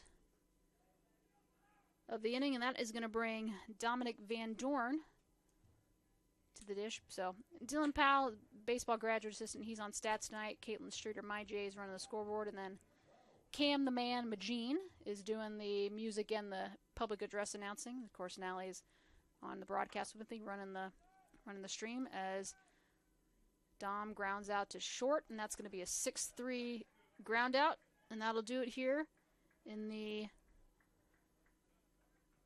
top of the fifth. CMU's got an 11-0 lead here, and they are well in control. But again, shout out to my crew, Miss Elaine Green, our admin assistant, who came down and was running concessions. We're down a man this week because Tim is out of state, had some things he had to take care of. So Tim, we'll be glad to have you back on Tuesday. I'll be glad to have you back on Tuesday. So shout out if you're watching, if any of the fam is watching. Anyone out there that's still watching. Appreciate everyone brewing some coffee and staying up with me. Jeff, our AD. Chad Gaines, our VP. Anyone else out there tuning in? I know you all have shot me messages, so shout out to y'all. Been a great night so far, but we've got more tomorrow. So again, CMU softball is going to play host to the Grandview University Vikings out of Des Moines, and then they're going to host the William Penn Statesmen on Monday. I think those are going to be 2 and 4 game times. CMU in a good spot in the conference standings. The softball, I think, is up this year in the conference. I'll have to look up. Let me see if I can look up the standings there, but it's been a good year for softball. Let's see if I can find the standings page. So, CMU currently 9-3 overall in the conference play, 22-8 overall.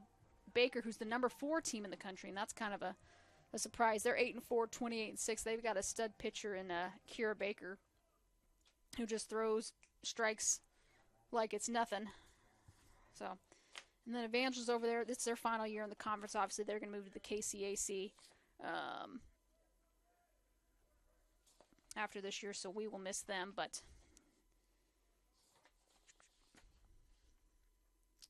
here's the first pitch. First strike. Natalie, what? Are we in the bottom of the fifth? We're at the bottom of the sixth. Bottom of the sixth? Thank you. Just making sure I'm right here.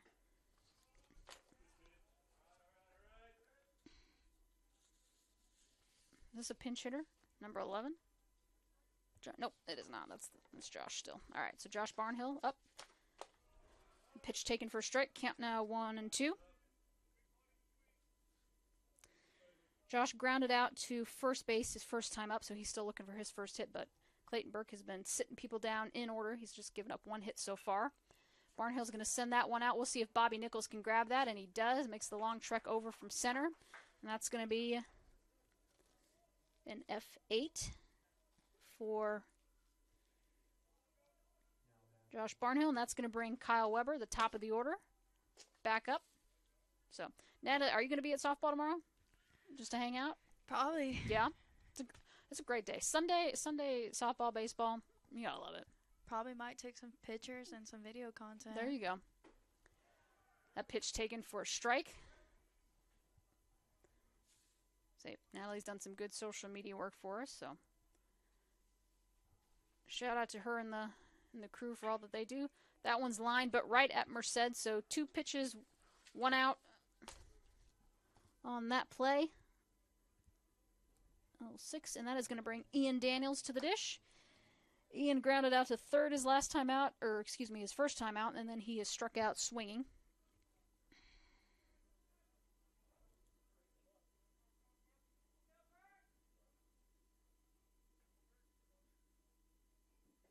Burke's got 5 Ks so far today. This evening.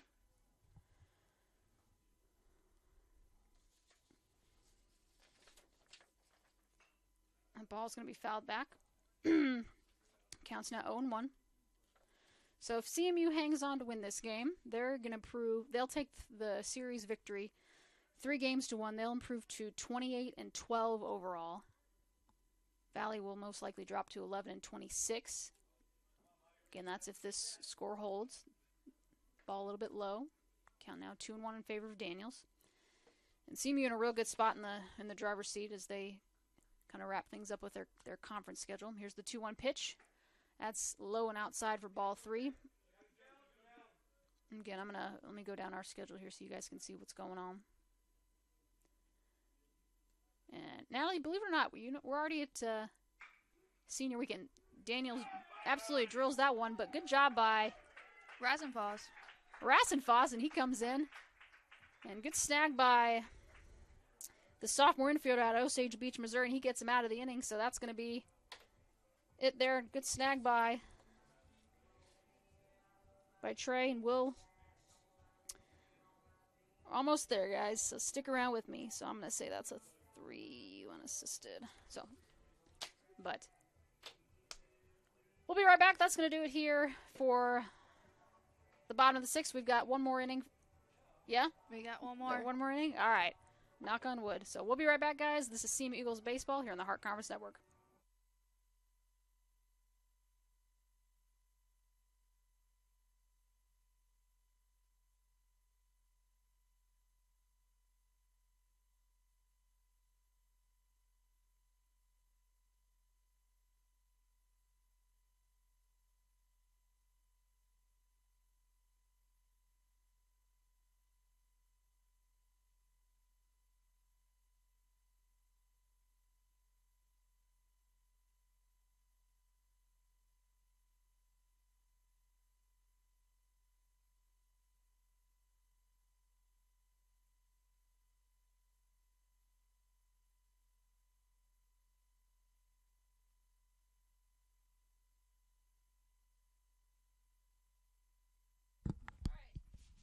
Top of the 7th here in game number 4. CMU's got an 11-0 lead.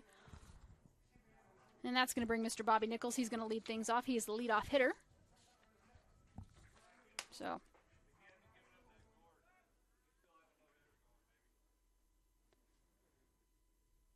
Nipfel still on the bump for Valley.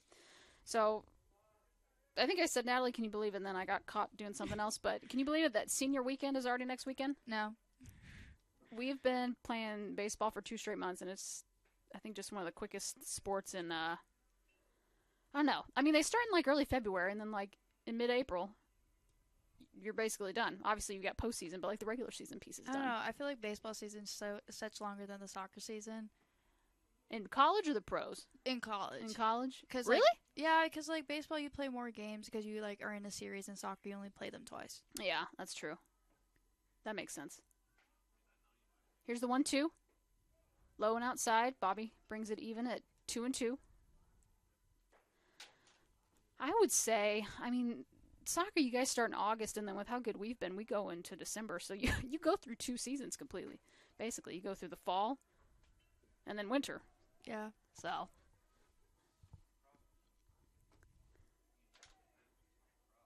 Remind me to give you your pen back. Here's the 3-2. And Nichols is going to strike out.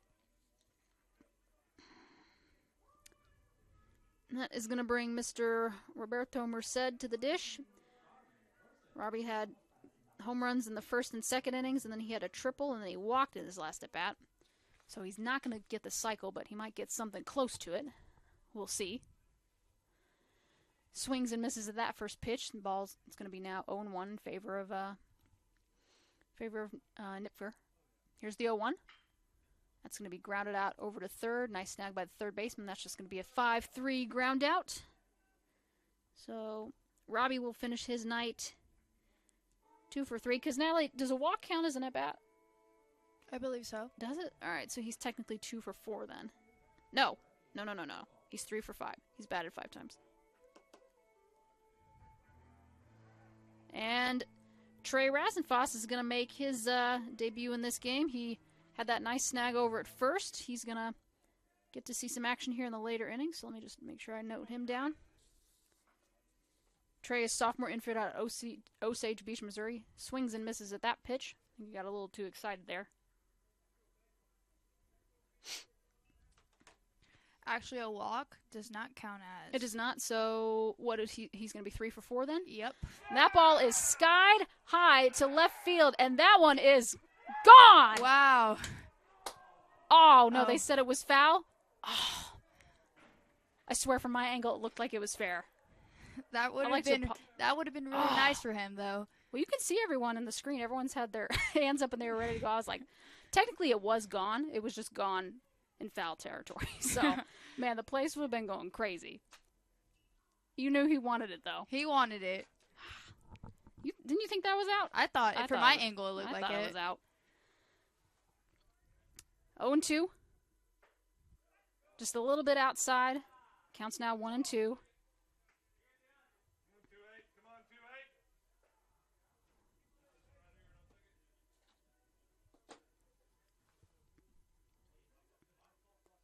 Here's the 1-2. And got him looking that time. Got him swinging, so. It was a beautiful foul ball, though. I mean, he almost had it. I thought he had it. I really so. did. I think we should probably go back and debate it. But, alas, so. Apologies to everyone listening, guys. I led you astray, but it really did look like it was out. I thought it just caught the inside part of the pole here, but alas. So, we're going to have a new pitcher coming in. Let me see if I can get a number. 26. Larry Riddle Jr., does he have a nickname that I need to...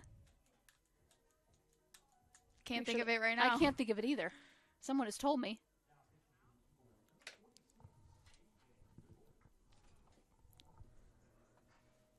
I'm muted.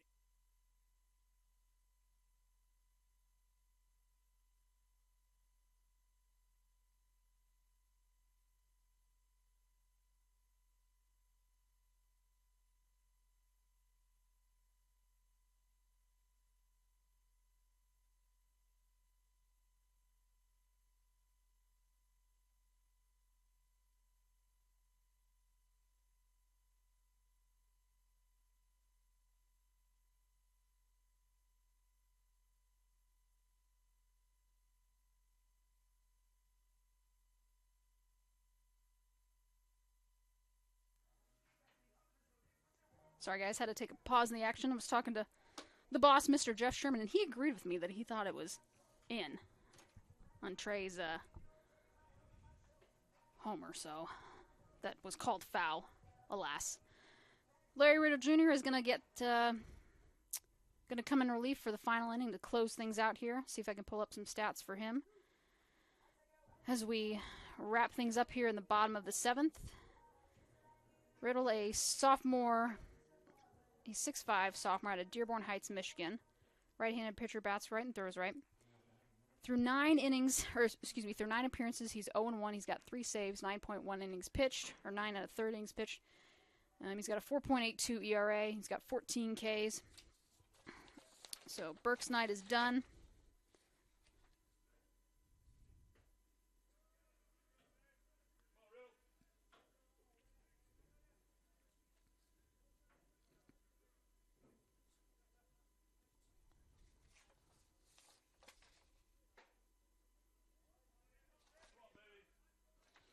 And I believe that this is, if I can get my sheet out here, this is Luke Stoner. It's a pitch from Riddle. Swing and a miss. He gets back in this count. Still trails 2-1 though. So Luke flew out to the left in his last time out, and then he walked. So he is 0 for 1 if walks don't count as at bat. So is that correct? Correct. I've got that right? All right, cool. 2-1. That ball way outside. It gets away from Van Dorn. So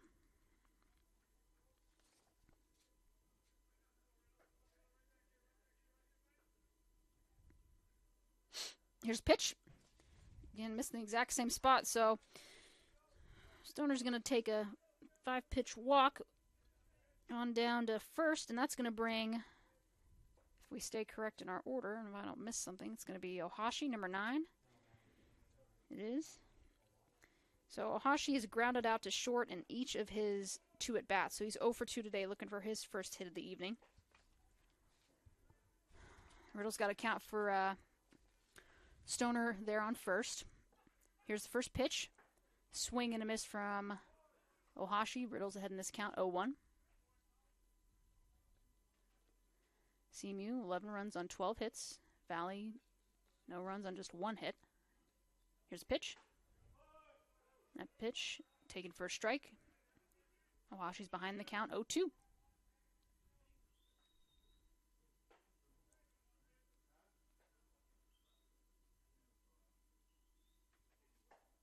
And got him. 3 pitches, 3 strikes. Ohashi's going to sit down. He's going to finish his night 0 for 3. That's going to be the first K of the night for Riddle. We're going to have a pinch hitter here, I believe. This is number 2, Bryce Daniels. Bryce, a junior outfielder out of Clarksville, Tennessee. He's a transfer from Brighton and Stratton. A pitch taken for a strike. He is pinch hitting for Jaden Ma, who had a very good series against CMU. He played well. He had a couple home runs that really... Well, that first one changed the series in game 1. I don't know if you were here, Natalie, but we were up 6-5, and then he had a 3-run. Oh, I was here. Yeah. I was in the stands. Yeah. Had a 3-run bomb to right, and it was just... I mean, it was great. If you're a Valley fan, it was great. Loved it. So. I mean, Phil, that's the fun thing about baseball. It just happens. Yep, it does. You think nothing's going on, and then bam. Here's a pitch. It's going to be fouled back from Daniels.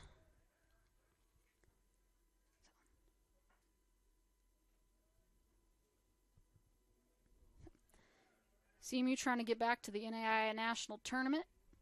Trying to see if they can get back to the Avista NAIA World Series, which is held in Lewiston each year. Here's the 1-2. One's fouled back. CMU made their first ever trip to the final site in 2021. They finished as the NAIA National runner-up to just a hot team in Georgia Gwinnett, and they just kind of rolled through everyone in the series. And CMU, I mean, that's the second best team in the country, and they played well. So I assume at some point within the next few years they'll go in the Hall of Fame here at Central. Here's the 1-2. And that one is fouled back against the net. Flag is still blowing out there in right field, but the skies are clear. The rain is gone, which makes for much nicer baseball games. Wouldn't you agree? I do agree, but it's really late. Swing and a miss. It is late. You're not wrong about that. Late night. But again, I think you and I have experienced later nights. We have. Have we? Yeah. I feel Yeah. like There's that one time where soccer got pushed back so far. yeah. And then I the remember- lights went out. Oh, man. You got to love that. We'll talk about that here in a second. Who is this? 15? 16? It is 15. 15. Nick Jeffries, freshman infielder out of Jeff City, Missouri. Went to Elias Catholic High School, so I don't know if Callie Henson or Crystal Bronner know him, but I don't think they would because he's a freshman and they are about to be fifth-year seniors in college, so strike that comment. Anyway, 0-2, Valley's out of their last strikeout. Here's the 0-2 from Riddle. That's going to be a fly out to center field. We'll see who calls for it. It's going to be Bobby Nichols in center field, and that is going to do it. CMU takes game 4, 11-0. Great outing from Clayton Burke. He's going to get the win. 6 complete innings of work, gave up no earned runs, no runs on just 1 hit. He had a no-hitter through 4 complete innings. He finishes the evening with 4 Ks. And just a great outing for him. CMU is going to improve their overall record to 28-12, while the Vikings fall to 11-26. Official game time for this one, it is 11:19, so we were out here at, I don't know, what time did I get out here? We've been What here time since 5. 5? So that's not bad, a 6-hour day. It's just it's the time of day is a little bit time rough. of day is a little rough. But anyway, I'll say the last thing about soccer. We have had later evenings. We had some lightning delays with our soccer team, and then we forgot to program the lights to make sure that they stayed on. So halfway through the second half, they just went off, and they take a while to warm back up, so we had to wait 20 minutes. So it was a whole thing. But anyway, we got the game. That just shows you that we are seasoned and we know what's going on. We've done it before. So that's going to do it here. CMU takes Game 4 and the series 3-1, 11-0 here in the finale. That's going to do it. And Natalie, you got any final thoughts? No, I do not. No, you're saying let's go home, let's go to bed? Yep. If you guys are here this weekend, we've got more. We've got softball tomorrow against Grandview, one of the top teams in the conference year in and year out. Same thing in the country. They're a national qualifier usually every year. And then we've got William Penn coming in on Monday. So if you guys want to get off work early, come see us. We've got games at 1 and 3 and then 2 and 4 on Monday. So that's going to do it here for CMU Baseball. This is Rachel Moore, Assistant AD and Director of Athletic Communications. Shout out to my team, Dylan Powell on the stats, Caitlin Street on the scoreboard, Cam Magine running the PA and the music, Natalie Quinteros doing the broadcast, and our special guest, Miss Annabelle Mawson. Appreciate you coming out. You're welcome anytime. So that's going to do it here. We appreciate you guys all. We've got more tomorrow. Q will be on the call for you as we play Grandview and softball, but that's going to do it for me here tonight. I'm going to go to bed. I got to write some recaps, maybe get some food. We'll catch y'all later. This has been CMU Eagles Baseball here in the Hart Conference Network.